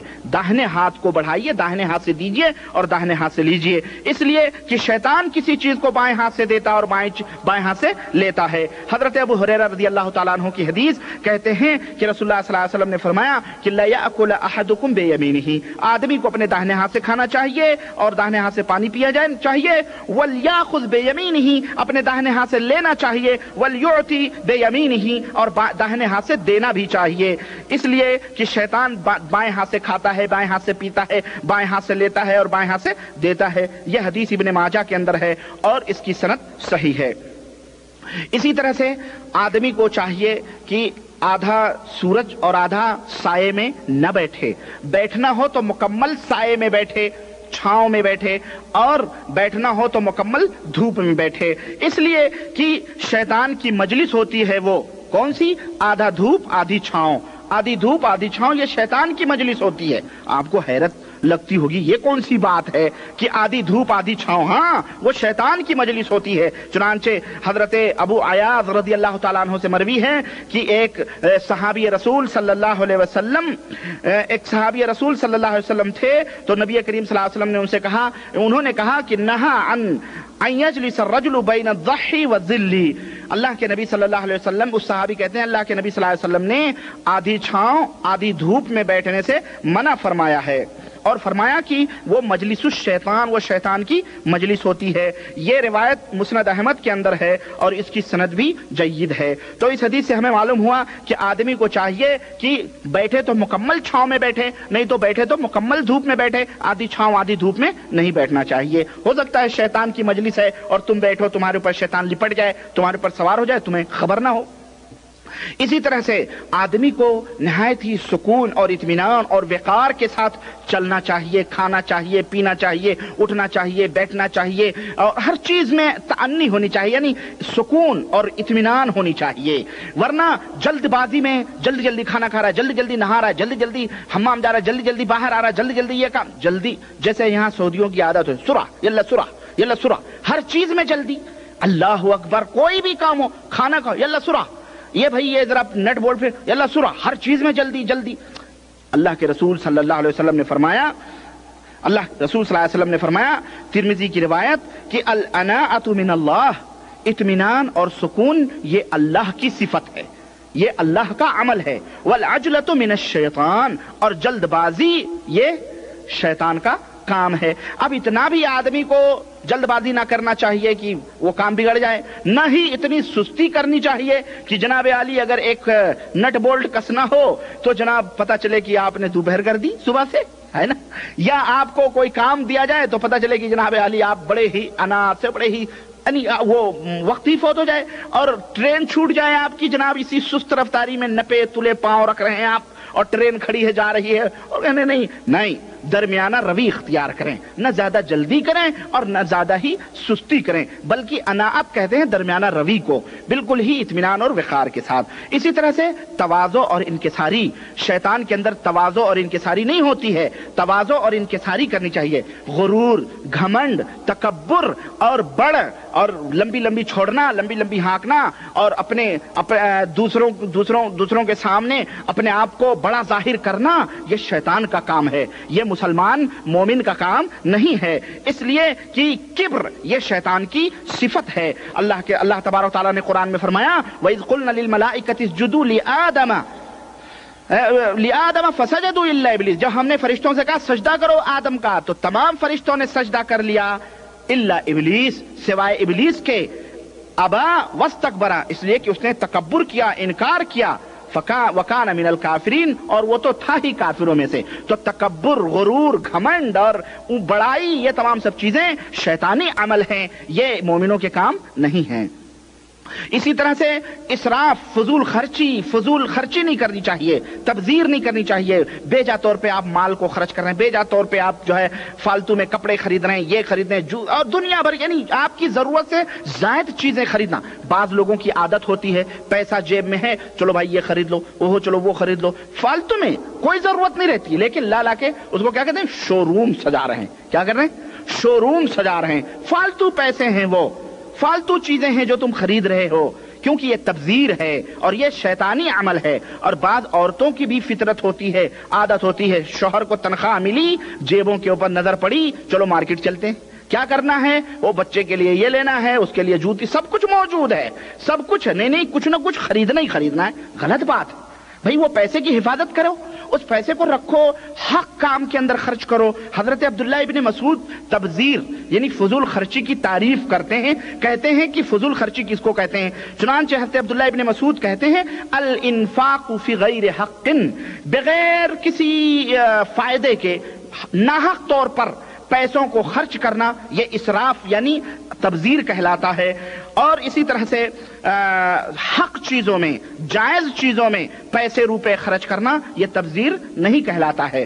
چنانچہ اللہ وحدہ لا شریک نے فرمایا ان المبذرین کانوا اخوان الشیاطین، فضول خرچی کرنے والے یہ شیطان کے بھائی ہوتے ہیں۔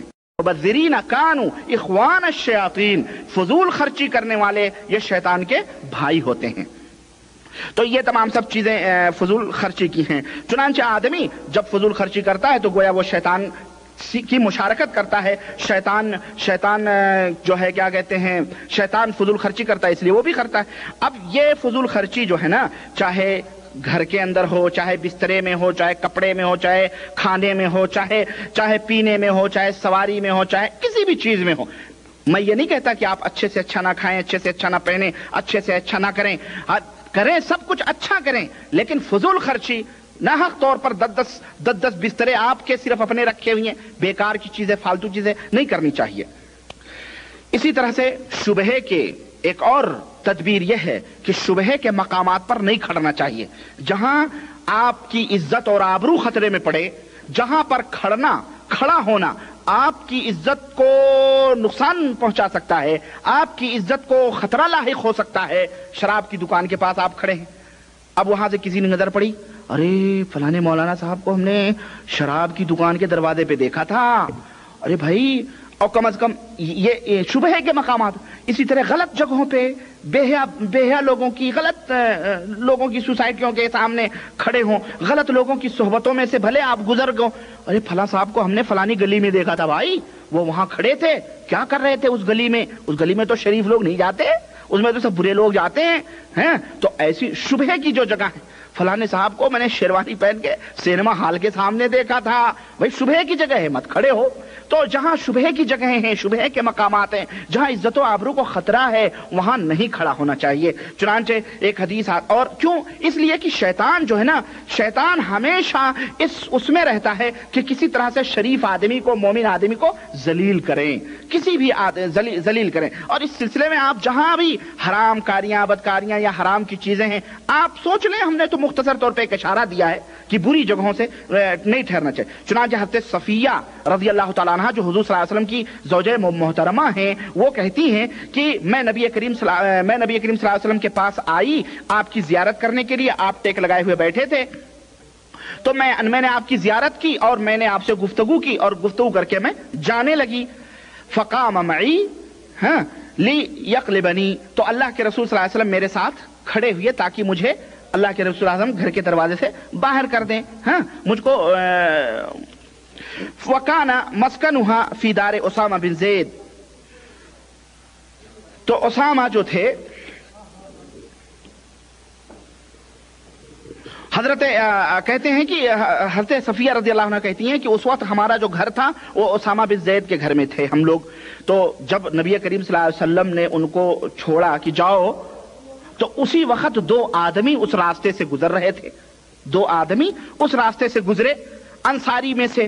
فلما رأى النبی صلی اللہ علیہ وسلم اسرع، تو جب ان دونوں نے نبی کریم صلی اللہ علیہ وسلم کو دیکھا کہ آپ صلی اللہ علیہ وسلم جا رہے ہیں، تو جلدی جلدی وہ کنی کاٹ کے نکلنے لگے، سمجھو بھائی اللہ کے نبی آ رہے ہیں، چلو بھاگو جلدی سے نکلے۔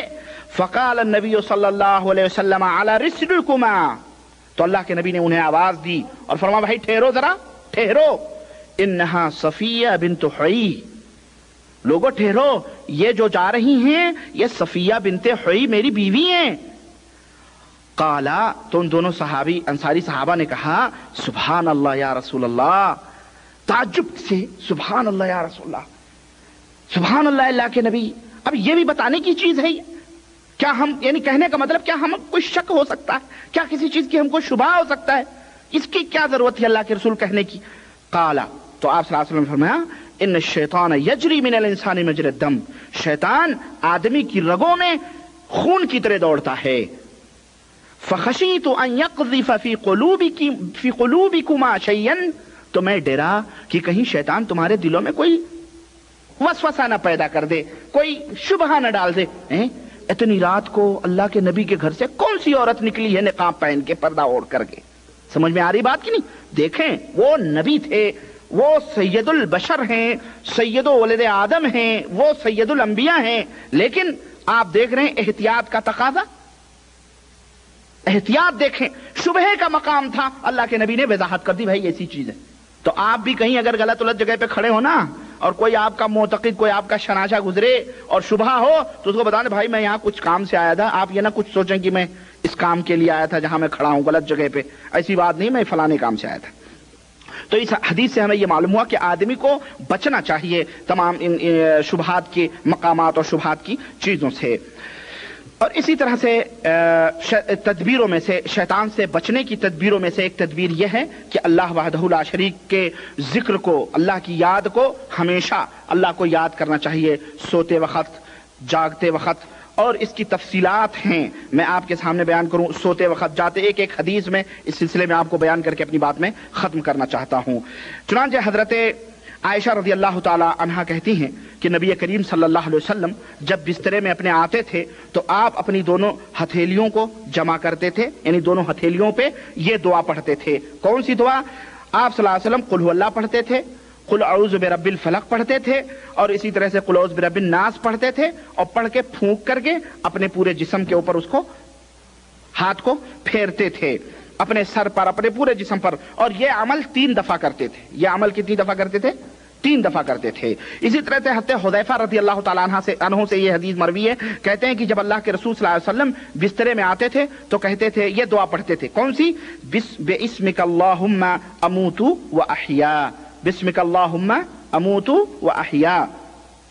اور جب بیدار ہوتے تھے تو آپ صلی اللہ علیہ وسلم یہ دعا پڑھتے تھے، کیا؟ الحمدللہ الذی احیانا بعدما اماتنا والیہ النشور۔ یہ حدیث بخاری اور مسلم کے اندر ہے۔ تو یہ دونوں دعا سونے کی اور جاگنے کی آپ لوگ یاد کر لیں، اور اسی طرح سونے سے پہلے یہ دعا قل اعوذ برب الفلق، قل اعوذ برب الناس، قل هو اللہ پڑھ کر کے کر لیں، یہ بھی حدیثوں سے ثابت ہے۔ اسی طرح سے ابو ہریرہ رضی اللہ تعالیٰ عنہ کی حدیث وہ گزری ہے کہ اس شیطان نے بتایا تھا کہ آیت الکرسی پڑھ کے سو جایا کرو، اور اس سلسلے میں بہت ساری روایات ہیں۔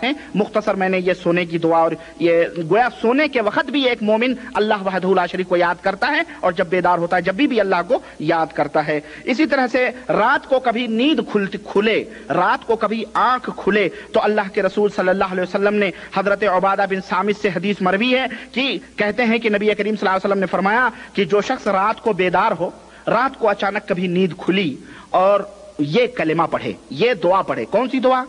لا الہ الا اللہ وحدہ لا شریک لہ لہ الملک ولہ الحمد وہو علی کل شیء قدیر، الحمدللہ سبحان اللہ ولا الہ الا اللہ واللہ اکبر ولا حول ولا قوة الا باللہ العلی العظیم۔ یہ دعا پڑھ کے پھر دعا پڑھے، کون سی؟ اللہم اغفر لی، یا کوئی بھی دعا پڑھے۔ یہ کلمہ کہنے کے بعد میں کوئی بھی دعا پڑھے تو اللہ کے رسول صلی اللہ علیہ وسلم نے فرمایا کہ استجب لہ، اللہ تعالیٰ اس کی دعا کو قبول فرماتا ہے۔ استجیب لہ یعنی اس کی دعا کو اللہ تعالیٰ قبول فرماتا ہے۔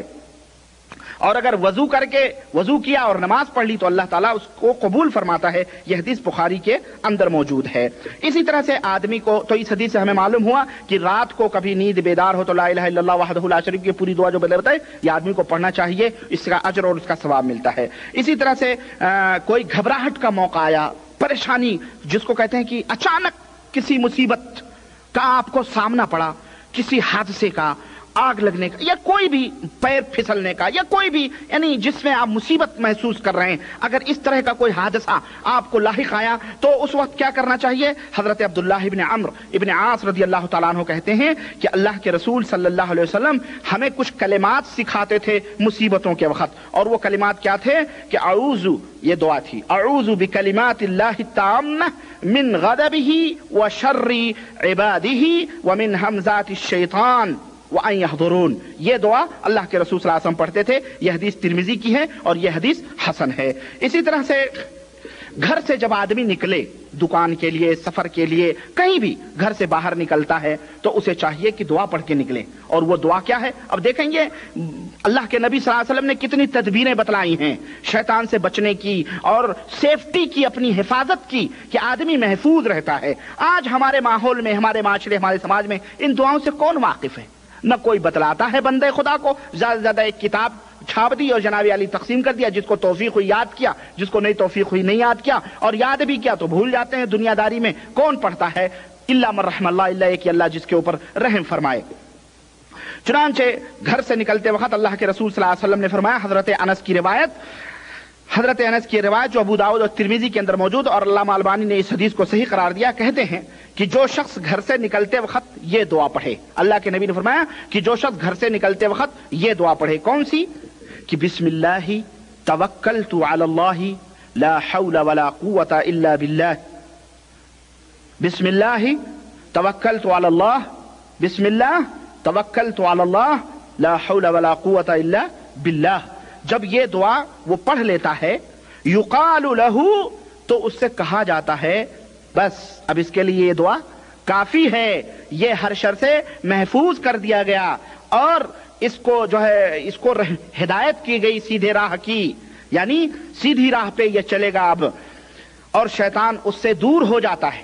سفر میں نکلا، گھر سے نکلا، تو شیطان کیا ہو جاتا ہے؟ اس سے دور ہو جاتا ہے اور کہتا ہے دوسرے شیطان سے کہ کیف لک برجل قد ہدی وکفی ووقی، اس آدمی کو تم کیسے چھیڑخانی کر سکتے ہو، اس آدمی کو کیسے ستا سکتے ہو جس کے لیے اللہ کافی ہو گیا، اس کو اللہ نے بچا لیا اور اس کو اللہ تعالیٰ نے صحیح راہ کی رہنمائی فرمائی، اس آدمی کو تم کیسے پریشان کر سکتے ہو؟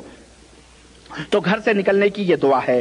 اسی طرح گھر میں داخل ہونے کی، گھر کا مطلب ہے آپ یہ نہ سوچیں اپنے گاؤں جائیں گے جبھی ہم ایسا کریں گے، آپ کا کمرہ ہے، آپ کا روم ہے، آپ کا گھر ہے۔ یہاں تو بعض لوگ جاتے ہیں دھڑلے کے ساتھ چلے جاتے ہیں، دھڑ کے ساتھ نہیں ہے بھائی، دعا پڑھ لیں، بسم اللہ کر لیں، داخل ہونے کو سلام کریں، نکلیں اور یہ دعا پڑھیں۔ تو گھر میں داخل ہوتے وقت حضرت جابر رضی اللہ عنہ سے حدیث مروی ہے، کہتے ہیں کہ سمعت رسول اللہ صلی اللہ علیہ وسلم، میں نے رسول اللہ صلی اللہ علیہ وسلم سے سنا، کہتے تھے کہ جب کوئی آدمی اپنے گھر میں داخل ہو تو اللہ کو داخل ہونے کے وقت یاد کرے اور کھانے کے وقت اللہ کو یاد کرے۔ جب کوئی آدمی گھر میں داخل ہو اور اللہ کو یاد کرے، کھانے کے وقت اللہ کو یاد کرے، تو شیطان کہتا ہے کہ لا مبیت لکم ولا عشاء، آج نہ اس گھر میں سونے کو ملے گا، نہ اس گھر میں کھانے کو ملے گا۔ اور جب تمہیں کا کوئی گھر میں داخل ہوتا اللہ کو نہیں یاد کرتا، یعنی بسم اللہ نہیں کہتا ہے، کم از کم بسم اللہ تو کر لے آدمی، بسم اللہ کر کے گھر میں داخل ہو، نہیں کرتا ہے، تو شیطان کیا کہتا ہے کہ چلو آج تو اس گھر کے اندر کھانا بھی ملے گا اور اس گھر کے اندر سونے کو بھی ملے گا۔ اسی لیے رات بھر شیطان تشویش کرتا رہتا ہے لوگوں کے کہ بسم اللہ کر کے نہ دروازہ بند کرتے ہیں، نہ بسم اللہ کر کے داخل ہوتے ہیں، تو اس لیے شیطان ان کو پریشان کرتا ہے۔ اسی طرح سے مسجد کے اندر داخل ہونے کی دعا اور مسجد سے نکلنے کی دعا بھی اللہ کے رسول صلی اللہ علیہ وسلم نے بتلائی ہے۔ حضرت انس کی حدیث ہے کہ رسول اللہ صلی اللہ علیہ وسلم جب مسجد میں داخل ہوتے تھے تو کہتے تھے بسم اللہ اللہم صلی علی محمد۔ سنیں، اللہ کے نبی خود پڑھتے تھے اور یہ امت کے لیے ہدایت ہے، بسم اللہ اللہم صلی علی محمد۔ وَإِذَا خَرَجَ قَالَ، اور جب نکلتے تو کہتے تھے بسم اللہ اللہم صلی علی محمد۔ یہ حدیث ترمذی کے اندر ہے اور یہ حدیث حسن ہے، اور اس کی اور ایک روایت تفصیل سے آتی۔ آپ کہیں گے تو پھر تو مسجد میں جانے اور مسجد میں آنے کی دعا یہی ہو گئی، نہیں، بعض حدیثوں کی تفسیر کرتی ہیں۔ اس حدیث کے اندر اتنا ٹکڑا ہے، آگے دوسری حدیث جو ابو حمید اور ابو اسید رضی اللہ عنہما سے مروی ہے، کہتے ہیں کہ جب تم میں کا کوئی آدمی مسجد میں داخل ہو تو یہ دعا پڑھے۔ اللہ کے نبی نے فرمایا کہ جب بھی تم میں کا کوئی مسجد میں داخل ہو تو یہ دعا پڑھے، کون سی؟ اللہم افتح لی ابواب رحمتک، اور جب نکلے تو کہے اللہم انی اسألک من فضلک۔ اور ظاہر ہے کہ پچھلی جو روایت ہے اس کو اس میں جوڑ لیں، بسم اللہ والصلاۃ والسلام علی رسول اللہ، یا اللہم صلی علی محمد، درود پڑھ کے، بسم اللہ کہہ کے، درود پڑھ کے پھر یہ دعا پڑھیں، اور جب نکلیں جب یہ ایسا کریں۔ اسی طرح نماز شروع کرنے سے پہلے، نماز جب شروع کریں آپ تو بھی دعا پڑھیں۔ چنانچہ حضرت ابو ہریرہ کہتے ہیں کہ اللہ کے نبی صلی اللہ علیہ وسلم جب نماز شروع کرتے تھے اور اللہ اکبر کہتے تھے، تکبیر تحریمہ اللہ اکبر کہہ کے جب نیت باندھتے تھے تو آپ صلی اللہ علیہ وسلم تھوڑی دیر خاموش رہتے تھے۔ تو میں نے کہا بے ابی و امی، میرے ماں اور باپ آپ کے اوپر قربان ہوں یا رسول اللہ، ارأیت سکوتک بین تکبیر و قراء ما تقول، میں نے آپ کو دیکھا ہے کہ آپ قرات یعنی سورہ فاتحہ اور تکبیر تحریمہ کے بیچ میں کیا پڑھتے ہیں، خاموش رہتے ہیں تو کیا پڑھتے ہیں؟ تو اللہ کے رسول صلی اللہ علیہ وسلم نے فرمایا کہ میں پڑھتا ہوں کون سی دعا؟ اللہم باعد بینی وبین خطایای کما باعدت بین المشرق والمغرب، اللہم نقنی من خطایای کما ينقى الثوب الابيض من الدنس، اللہم اغسلنی من خطایای بالثلج والماء والبرد۔ یہ حدیث صحیح بخاری اور صحیح مسلم کے اندر ہے۔ اس کو دعائے استفتاح بھی کہتے ہیں، یعنی ثنا جو ہم پڑھتے ہیں نا، سبحانک اللہم و بحمدک و تبارک اسمک و تعالی جدک، تو یہ بھی صحیح مسلم کی روایت سے ثابت ہے، اور یہ بخاری اور مسلم دونوں کی روایات سے یہ چیز ثابت ہے۔ تو یہ دعا پڑھنا چاہیے۔ اسی طرح رکوع اور سجدے میں رکوع میں سبحان ربی العظیم سبحان ربی العظیم، سجدے میں سبحان ربی الاعلیٰ، معروف چیز ہے یہ چیزیں، میں ان تفصیلات میں نہیں جانا چاہتا۔ اسی طرح تشہد کے بعد میں سلام سے پہلے جو دعا پڑھے اس میں بھی اللہ کے رسول صلی اللہ علیہ وسلم نے کافی دعائیں بتلائی ہیں۔ ان میں سے ایک دعا جو معروف ہے، وہ دو دعائیں جو معروف ہیں وہ یہ ہیں کہ آپ صلی اللہ علیہ وسلم، حضرت ابو ہریرہ کہتے ہیں کہ آپ صلی اللہ علیہ وسلم جب تشہد سے فارغ ہوتے تھے تو کہتے تھے کہ 4 दफा औज़ बिल्लाह कहते थे और उसके बाद कहते थे औज़ बिल्लाहि मिन अज़ाबि जहन्नम व मिन अज़ाबिल क़ब्र व मिन फितनतिल महया वल ममात व मिन शर्रिल मसीहिद दज्जाल। यह हदीस मुस्लिम के अंदर है। इसी तरह तशहुद और तस्लीम के बीच में, सलाम के बीच में आप सल्लल्लाहु अलैहि वसल्लम पढ़ते थे अल्लाहुम्मा ग़फ़िरली मा क़द्दमतु व मा अख़रतु व मा असररतु व मा अलनतु व मा असरफ़तु व मा अंत अअलम बिही मिन्नी अंतल मुक़द्दम व अंतल मुक़द्दम व अंतल मुअख़्ख़िर ला इलाहा अंत। रवाहु मुस्लिम। यह हदीस सही मुस्लिम के अंदर है। इसी तरह से हज़रत अब्दुल्लाह इब्न अमर रज़ियल्लाहु अन्हु से मरवी है कि अबू बकर सिद्दीक़ रज़ियल्लाहु ताला अन्हु ने रसूलुल्लाह सल्लल्लाहु अलैहि वसल्लम से कहा कि अल्लाह के नबी सल्लल्लाहु अलैहि वसल्लम मुझे ऐसी दुआ बतलाएं जो मैं नमाज में पढ़ता रहूं। तो आप सल्लल्लाहु अलैहि वसल्लम ने उन्हें सिखाया और कहा ये कहो कि अल्लाहुम्मा इन्नी ज़लमतु नफ़्सी ज़ुल्मन कसीरन वला यग़फ़िरु ज़ुनूबा इल्ला अंत फ़ग़फ़िरली मग़फ़िरतम मिन इंदिक वरहमनी इन्नका अंतल गफ़ूरुर रहीम। सही बुखारी और सही मुस्लिम। ये दुआ भी आप सलाम फेरने और तशहुद के तो सलाम फेरने से पहले और तशहुद के बाद ये दुआ आप पढ़ें।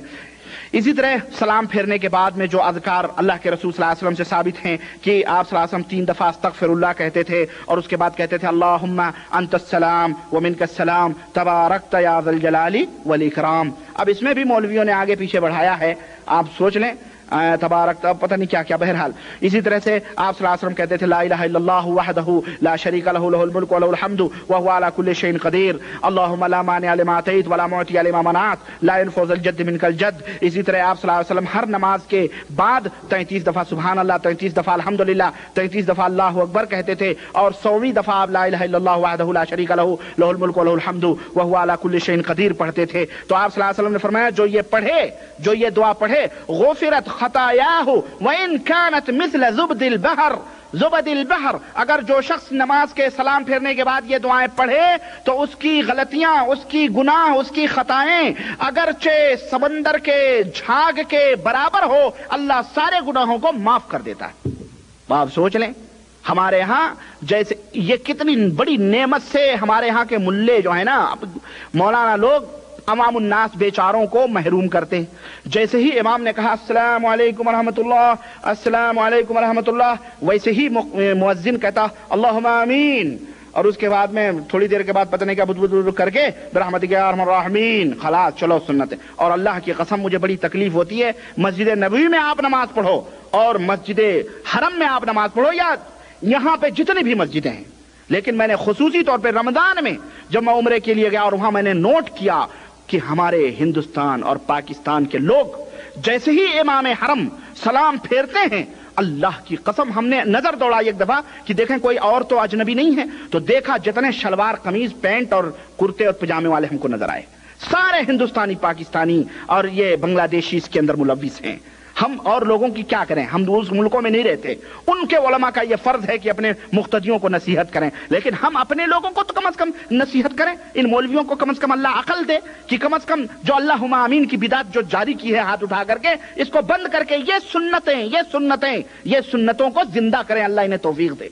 बड़ी तकलीफ आप यहां भी देखें, जैसे ही अस्सलाम वालेकुम रहमतुल्लाह से फट से खड़े होते हैं और फौरन नियत बांध दिए धड़ाक से और खड़े हो गए और जनाब अली फटाफट 2 रकात 4 रकात सुन्नतें मारी और चले गए और एतराज करने को बोल दो। पता नहीं यहां तो सऊदिया में लोग सुन्नतें ही नहीं पढ़ते हैं, भाग जाते हैं जैसे इमाम सलाम फेरता कुछ देर बैठ के अपने अपने घर को चले जाते। अबे तू जो पढ़ा है तू अपनी नमाज पे गौर कर, तू जो फटाफट कौवे की चोंच मार के गया तेरी नमाज हो गई। जो दुआएं अल्लाह के नबी से साबित है वो पढ़ते नहीं और मौलवियों ने सिखाया फट से मारो, फट्टे से निकलो और जाओ। हराम है इस तरह से, अल्लाह की कसम ये मजाक है नमाज का, इस तरह नहीं करना चाहिए। इमाम बैठता है, आप यहां देख लो, सऊदियों को भी देख लो, इस ममलकत सऊदी अरबिया के अंदर जब तक इमाम बैठा रहेगा मुक्तदी बैठे रहेंगे। अक्सर ये देखा गया, इल्ला मन रहमल्लाह जो पीछे निकल जाता है, वरना जो सामने है वो जब तक इमाम नहीं उठता है जल्दी नहीं उठते हैं, पढ़ते रहते हैं, दुआएं पढ़ते हैं। हमारे यहाँ असल में सब बिलल्ले काम करते हैं, बिलल्ले मौलवी हैं और बिलल्ले अवाम भी हैं और बना बनाया हलवा गप करना चाहते हैं, मेहनत नहीं करना चाहते। खलास, इसलिए ये तमाम सब चीजें छोटी नहीं है, बहुत बड़ी बड़ी चीजें हैं, इनके ऊपर आदमी को अमल करना चाहिए। सोचें आदमी ये दुआएं पढ़ ले तो अल्लाह के नबी फरमाते हैं सल्लल्लाहु अलैहि वसल्लम कि अगर समंदर के झाग के बराबर गुनाह हो तो उसके गुनाह मिट जाते हैं। भाई कौन सी तकलीफ की बात है, जहां तुमने 5 मिनट लगाए वहां 5 मिनट और सही, لیکن نہیں، بہرحال اللہ سے دعا کریں اللہ ہم سب کو ہدایت عطا فرمائے، اور ان عوام الناس کو، ان مولویوں کو خاص طور سے کہ کم از کم لوگوں کو کم از کم یہ دعائیں بتلائیں، سکھائیں۔ کسی بھی مولوی کو ہمارے ملکوں میں اللہ من رحم اللہ پکڑ کے آپ پوچھو کہ مولانا صاحب سلام پھیرنے کے بعد کون کون سی دعائیں پڑھی جاتی ہیں، کون کون سی دعائیں پڑھی جاتی ہیں، سوچیں آپ۔ نہیں بس یہ زیادہ زیادہ سبحان اللہ الحمدللہ کہہ دے گا، بقیہ یہ جو دعائیں ہیں بعض ہی لوگوں کو معلوم ہیں جو قرآن و سنت کے ماننے والے ہیں، ورنہ جو اپنے آپ کو ترے لگاتے نا اہل سنت والجماعہ، انہیں پتہ ہی نہیں بیچاروں کو کون سی دعا پڑھی جاتی، اور جو پڑھی جاتی ہے کون سی وہ ہے نا اللہم انت السلام، اس میں بھی 2-4 لفظ آگے پیچھے لگائے ہوئے ہیں، اللہم انت السلام منک السلام فحینا ربنا بالسلام، اور پتہ نہیں ربنا و تبارکت یا پتہ نہیں کیا کیا آگے پیچھے اس میں ملایا ہوا ہے، جو ورجنل اللہ کے نبی کی ہے وہ نہیں پڑھتے۔ بہرحال میں ورجنل پہ ایک بات بتاؤں گا انشاءاللہ اگلے درس میں، کیونکہ ابھی مجھے وقت نہیں ہے، میں بات ختم کرنا چاہتا ہوں۔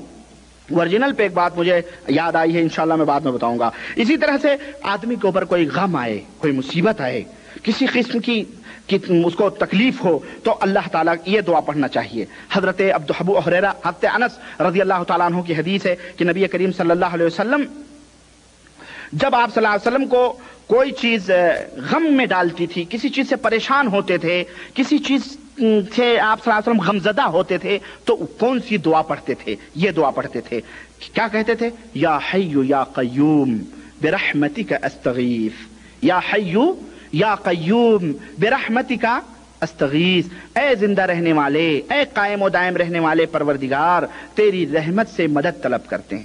اور ہمارے ہاں کوئی غم آئے، کوئی مصیبت آئے، یا غوث المدد، یا خواجہ غریب النواز، یا پیر پیرا ہرو، یا فلانے بابا، یا سلطان باہو، یا دادا گنج حجویری، یا خواجہ غریب النواز، یا فلانے پیر، یا ڈھکانے، یا سجادہ نشین، یا یہ چھوٹے جاہلوں کو کیسا سکھائے؟ یہ محمدی دعوت، یہ نبی رحمت صلی اللہ علیہ وسلم کی دعا ہے، یا حی یا قیوم برحمتک استغیث، تب اللہ خوش ہوتا ہے۔ اور یہ خواجہ غریب نواز اور فلانے فلانے کو گلبرگہ فلاں پلا بابا گنج دادا گنج حجویری بلا بلا کے بیچارے تھک گئے، ان کی کوئی مدد کے لیے نہیں آ رہا ہے، کٹ رہے ہیں، پٹ رہے ہیں، دیکھ رہے ہو ابھی کچھ رمضان سے پہلے جو کوئمبتور میں فساد ہوا ہے، ایسی بے دردی سے قتل کیا ہے، کہاں ہیں سب؟ کون کہاں گئے خواجہ، کہاں گئے غوث، کہاں گئے فلانے، کہاں گئے ڈھکانے؟ سب قبروں میں سوئے ہوئے ہیں۔ کم از کم تمہیں بلائے تو کم از کم تمہاری پکار پہ آنا تو چاہیے۔ ظالموں اللہ کو پکارو، اللہ کو، اللہ تمہاری مدد کے لیے آئے گا۔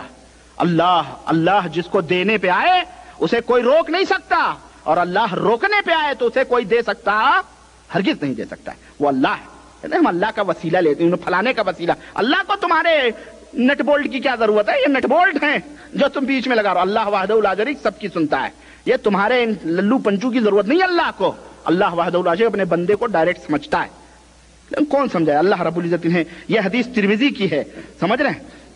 تو اللہ وحدہ لا شریک، یا حی یا قیوم برحمتک استغیث۔ اسی طرح سے جب کوئی دشمن سے ملاقات ہو، کوئی دشمن آپ کی نظروں کے سامنے آئے، کوئی دشمن، کوئی قسم کا دشمن ہو سکتا ہے، شیر ہو سکتا ہے، بچھو ہو سکتے ہیں، سانپ ہو سکتے ہیں، انسان ہو سکتے ہیں، شیطان ہو سکتے ہیں، کوئی بھی دشمن ہو سکتا ہے، آپ اس سے ملاقات کریں، یا زیادہ طاقتور آدمی آپ کے سامنے آ رہا ہے، آپ کو خوف مار ور دے گا، اس طرح کی کوئی ڈر آئے، تو اللہ کے رسول صلی اللہ علیہ وسلم، حضرت ابو موسیٰ اشعری رضی اللہ تعالیٰ عنہ کی روایت کہ نبی کریم صلی اللہ علیہ وسلم جب کسی قوم سے آپ کو خوف ہوتا تھا، کسی قسم کا خطرہ ہوتا تھا، ڈر ہوتا تھا، تو کہتے تھے اللہم ان نجعلک فی نحورہم ونعوذ بک من شرورہم، اللہم ان نجعلک فی نحورہم ونعوذ بک من شرورہم۔ یہ حدیث ابو داؤد کے اندر ہے اور نسائی کے اندر ہے، اور حاکم نے اس حدیث کو صحیح قرار دیا ہے۔ تو اس حدیث سے معلوم ہوا کہ یہ دعا پڑھنی چاہیے۔ اسی طرح سے جب قرض ہو آدمی کے اوپر، زیادہ مقروض ہو گیا، اس کے اوپر قرضوں کا بوجھ رکھا ہوا ہے، تو اللہ کے نبی نے اس وقت بھی دعا بتلائی ہے۔ اللہ کے رسول صلی اللہ علیہ وسلم فرماتے ہیں، حضرت علی بن ابی طالب سے روایت ہے کہ جب میں اپنے قرض سے پریشان ہو گیا تو میں اللہ کے نبی صلی اللہ علیہ وسلم کے پاس آیا، تو آپ سے میں نے کہا اللہ کے نبی میری مدد کرو، کچھ بھی کرو، میں بڑا مقروض ہو گیا ہوں۔ یعنی حضرت علی نہیں بلکہ ان کا ایک کوئی بیچارہ غلام تھا، وہ آیا، یہ حضرت علی کی روایت ہے، وہ بیان کرتے ہیں، کوئی غلام آیا، اس نے کہا اللہ کے نبی میں غلام ہوں اور میرا مالک مجھ سے اتنے پیسے مانگ رہا ہے، اتنا 20,000 دے دو، 10,000 دے دو تو میں تمہیں آزاد کر دوں گا، اب میں تھک چکا ہوں، اللہ کے نبی میری مدد کریں، میں مقروض ہوں، کچھ کریں۔ تو اللہ کے نبی صلی اللہ علیہ وسلم نے فرمایا الا اعلمک کلمات، حضرت علی رضی اللہ تعالیٰ عنہ کے پاس آیا وہ شخص، تو حضرت علی نے کہا کیا میں تمہیں وہ بات نہ بتلا دوں جو مجھے نبی کریم صلی اللہ علیہ وسلم نے بتلائی تھی؟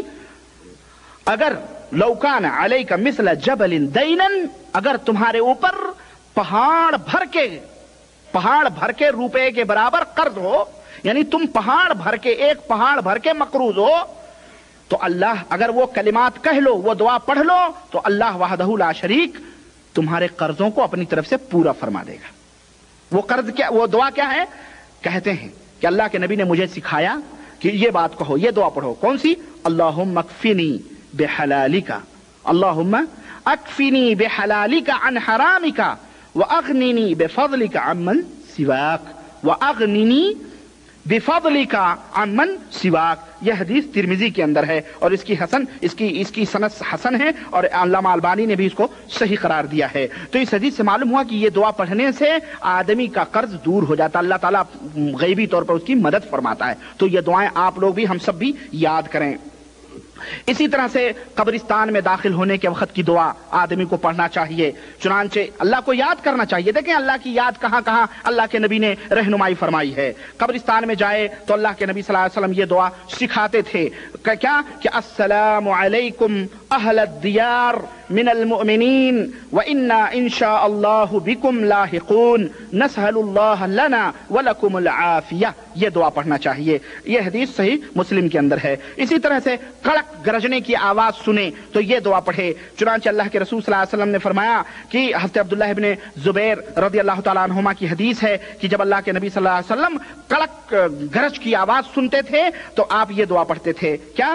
سبحان الذی یسبح الرعد بحمدہ والملائکہ من خیفتہ۔ یہ حدیث صحیح بخاری کے اندر ہے، صحیح بخاری کے اندر نہیں بلکہ اس حدیث کو بخاری نے اپنی کتاب الادب المفرد جو ان کی کتاب ہے اس میں اس حدیث کو ذکر کیا ہے، اور علامہ البانی نے اس کی سند کو موقوف قرار دیا ہے، صحیح ہے اور موقوف ہے۔ اسی طرح سے چاند دیکھنے کے وقت کی دعا، اللہ کے رسول صلی اللہ علیہ وسلم نے فرمایا جب کوئی چاند دیکھے تو یہ دعا پڑھے، اللہ اکبر اللہ اکبر اللہم اہلہ علینا بالامن والایمان والسلامۃ والاسلام والتوفیق لما تحب وترضى ربنا وربک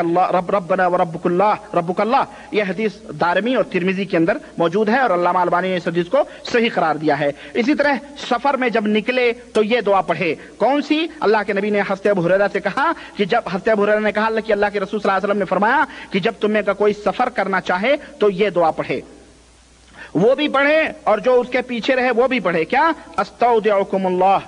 جو اسے سفر کرنے جا رہا ہے نا، تو اس کو جو سیاف کرنے جاتا ہے، اس کو جو چھوڑنے جاتا ہے، وہ کیا کہے؟ استودعکم اللہ الذی لا تضیع وداعہ۔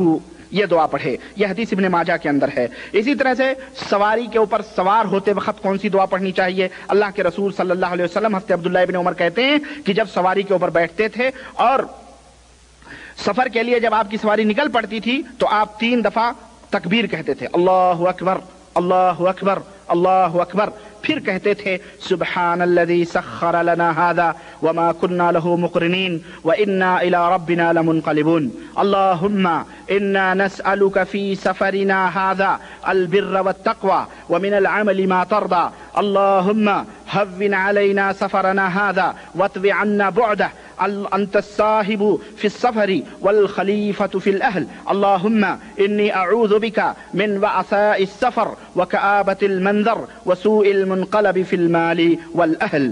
اور یہ دعا پڑھتے تھے سفر میں، اور جب سفر سے لوٹتے تھے اپنے گھر کی طرف تو آپ کہتے تھے آئبونا تائبونا عابدونا لربنا حامدون۔ یہ حدیث صحیح مسلم کے اندر موجود ہے۔ اسی طرح سے جب آپ اپنے کسی بھی جگہ اپنی سواری سے اترتے تھے یا کسی جگہ جاتے تھے تو آپ یہ دعا پڑھتے تھے، کیا؟ کہ اعوذ بکلمات اللہ التامات من شر ما خلق، آپ نے فرمایا جو یہ دعا پڑھے، جیسا پیچھے گزرا ہے کہ اس کو کوئی تکلیف نہیں ہوگی۔ اسی طرح کھانے اور پینے کے وقت اللہ کو یاد کرنا، اسی طرح چھینک کے وقت اللہ کو یاد کرنا، مرغا بولے اور گدھا بولے تو اس وقت اللہ کا ذکر کرنا، اور پیچھے محاضرے میں نے اس کی تفصیلات آپ کے سامنے بتا دی ہیں۔ اسی طرح کہیں کسی مجلس میں بیٹھا رہے اور جب وہاں سے اٹھے اور دنیا جہان کی باتیں ہوں، لیکن جب وہ اٹھے اس مجلس سے تو یہ دعا پڑھے۔ کون سی؟ اللہ کے رسول صلی اللہ علیہ وسلم نے فرمایا کہ جو شخص کسی ایسی مجلس میں بیٹھے جہاں فالتو باتیں ہو رہی ہیں، ادھر ادھر کی دنیاوی باتیں ہو رہی ہیں،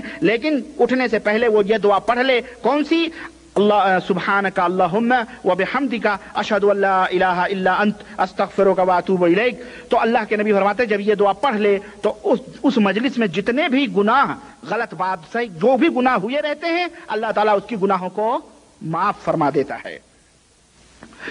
اسی طرح سے جو ہے بہت ساری دعائیں ہیں، صبح اور شام کی دعا۔ حضرت شداد بن اوس کہتے ہیں کہ نبی کریم صلی اللہ علیہ وسلم نے فرمایا کیا میں تمہیں سید الاستغفار بتا دوں؟ دیکھیں یہ دعا بڑی اہم ہے، اس کو اپنے ذہن میں رکھیں۔ سید الاستغفار یعنی تمام مغفرت چاہنے والوں کی سردار، یعنی بڑی بڑی دعا۔ وہ دعا کیا ہے؟ اللہ کے رسول صلی اللہ علیہ وسلم فرماتے ہیں کہ اگر کوئی بندہ یہ دعا پڑھ لے، اگر کوئی شخص یہ دعا پڑھ لے اور پڑھ کر کے وہ سو جائے، یعنی سونے کے وقت شام کو اس نے یہ دعا پڑھی اور اسی رات وہ مر گیا، تو اللہ کے رسول صلی اللہ علیہ وسلم نے فرمایا دخل الجنہ، وہ جنت میں داخل ہو جاتا ہے۔ یہ دعا پڑھ کے اگر وہ شام کیا ہے تو جنت میں داخل ہو جائے گا، اور اگر صبح اس نے پڑھا ہے اور صبح کسی وقت اس کو موت آ گئی، جب بھی اس کو کیا ہوگا؟ جنت میں داخلہ ملے گا۔ وہ دعا کیا ہے؟ یہ دعا ہے اللہم انت ربی لا الہ الا انت خلقتنی وانا عبدک وانا علی عہدک ووعدک ما استطعت اعوذ بک من شر ما صنعت ابوء لک بنعمتک علی وابوء بذنبی فاغفر لی فانہ لا یغفر الذنوب الا انت۔ یہ دعا سید الاستغفار کہلاتی ہے۔ جب کوئی بندہ یہ دعا پڑھ لے تو وہ شام کو پڑھے تو رات کو مرے گا تو جنت میں جائے گا، صبح پڑھے اور دن بھر میں کبھی بھی مرے گا تو وہ جنت کے اندر جائے گا۔ یہ حدیث بخاری کی ہے۔ اسی طرح حضرت ابو ہریرہ رضی اللہ تعالیٰ عنہ کہتے ہیں کہ رسول اللہ صلی اللہ علیہ وسلم نے فرمایا کہ جو صبح کرے اور شام کو، یعنی صبح اور شام یہ دعا پڑھے، کون سی؟ سبحان اللہ و بحمدہ 100 مرتبہ، تو قیامت کے دن جب اللہ کی بارگاہ میں وہ پیش ہوگا تو جتنا افضل عمل وہ لے کے اللہ کی بارگاہ میں آئے گا، کوئی دوسرا اتنا اچھا عمل لے کے نہیں آئے گا الا یہ کہ جس نے وہی عمل کیا ہو۔ سمجھ رہے ہیں؟ تو اس سبحان اللہ بحمدہ، سبحان اللہ و بحمدہ 100 مرتبہ صبح اور شام پڑھ لیں تو اللہ وحدہ لا شریک، جب مریں گے قیامت کے دن اتنی بڑی افضل اور اعلی عمل لے کر کے اللہ وحدہ لا شریک کی بارگاہ میں آپ حاضر ہوں گے۔ اسی طرح کی اور بھی بہت ساری صبح اور شام کی دعائیں ہیں۔ میرے عزیزوں، میرے دوستوں، میں نے بڑی لمبی گفتگو آپ سے کی، لیکن یہ میں آخری منزل پہ پہنچ چکا ہوں۔ یہ آخری تدابیر ہیں، ان تدابیر کو ہم جب تک عمل کرتے رہیں گے شیطان ہم سے دور رہے گا، لیکن جب ہم ان تدابیر سے غفلت برتتے ہیں، ان تدابیر سے اور یہ اللہ کے نبی کی ان حکمتوں سے، ان باتوں سے ہم چشم پوشی کرتے ہیں اور نہیں یاد کرتے، نہیں پڑھتے، تو شیطان ہمارے اوپر غالب آتا ہے اور اس طرح سے ہمیں وہ ستاتا ہے، پریشان کرتا ہے۔ انشاءاللہ تبارک و تعالی اب جو ہماری منزل ہوگی دوسری، وہ منزل ہوگی علاج اور معالجے کی، کہ سوئے اتفاق سے اگر کسی کو کسی شیطان نے پکڑا ہے، اس کو سوار ہے، جیسے ہمارے یہاں کہتے ہیں، ہمارے یہاں تو عجیب و غریب سواریاں آتی نہیں، کہتے ہیں شہید بابا کی سواری ہے۔ کس کے اوپر؟ وہ شرابی کبابی کے اوپر شہید بابا ہے، وہ ناپاک عورت کے اوپر فلانے بابا کی سواری آ رہی ہے، غازی بابا کی آ رہی ہے، وہ خواجہ اجمیری کی سواری آ رہی ہے، فلانے پیر کی آ رہی ہے، اور کبھی وہ نماز نہیں پڑھتے، کبھی روزے نہیں رکھتے۔ ناپاک عورت اگر وہ شہید ہے، وہ غازی ہے، وہ ولی ہے، تو تیری سواری کے لیے وعدہ نعوذ باللہ۔ اگر وہ ولی ہے تو زندگی میں تو ولی، اللہ اگر وہ ولی ہے تو اللہ تعالیٰ نے تو حرام کیا ہے کہ کسی عورت کے ہاتھ کو، کوئی اجنبیہ عورت کے ہاتھ کو چھوئے جائے کہ اس کے اوپر سوار ہو، نعوذ باللہ۔ اور وہ تو مر گیا بیچارہ، اس کی روح تو یا تو جنت میں ہوگی یا جہنم میں ہوگی، اللہ ہی جانتا ہے۔ اور اگر تم کہتے ہو کہ نہیں غازی بابا کی سواری آتی ہے، شہید بابا کی آتی ہے، پانچوں پیر کی آتی ہے، فلانے بابا کی آتی ہے، تو گویا وہ ولی نہیں تھے، وہ شیطان تھے، جن کی روحیں جیسا کافر لوگ کہتے ہیں نا بھٹک رہی ہیں، تو ان کی روحیں بھٹک رہی ہیں اور لوگوں کو اپنے جیسے گندے لوگوں کو پکڑتی ہیں، نعوذ باللہ۔ یہ تمام سب چیزیں خرافات ہیں. انشاءاللہ تبارک تعالیٰ اگلی مجلس جو اگلے جمعرات کو آ رہی ہے، ہم علاج اور معالجے کے تعلق سے کچھ باتیں بہت تفصیل کے ساتھ اس کو آپ کے سامنے رکھنا چاہتے ہیں، کیونکہ آپ لوگ بھی ان باتوں کے منتظر ہیں، اور چونکہ وہ دوا ہے، تمام گفتگو اور تمام لیکچر کا وہ نچوڑ ہے، اس لیے آپ بھی سننا چاہیں گے اس کو.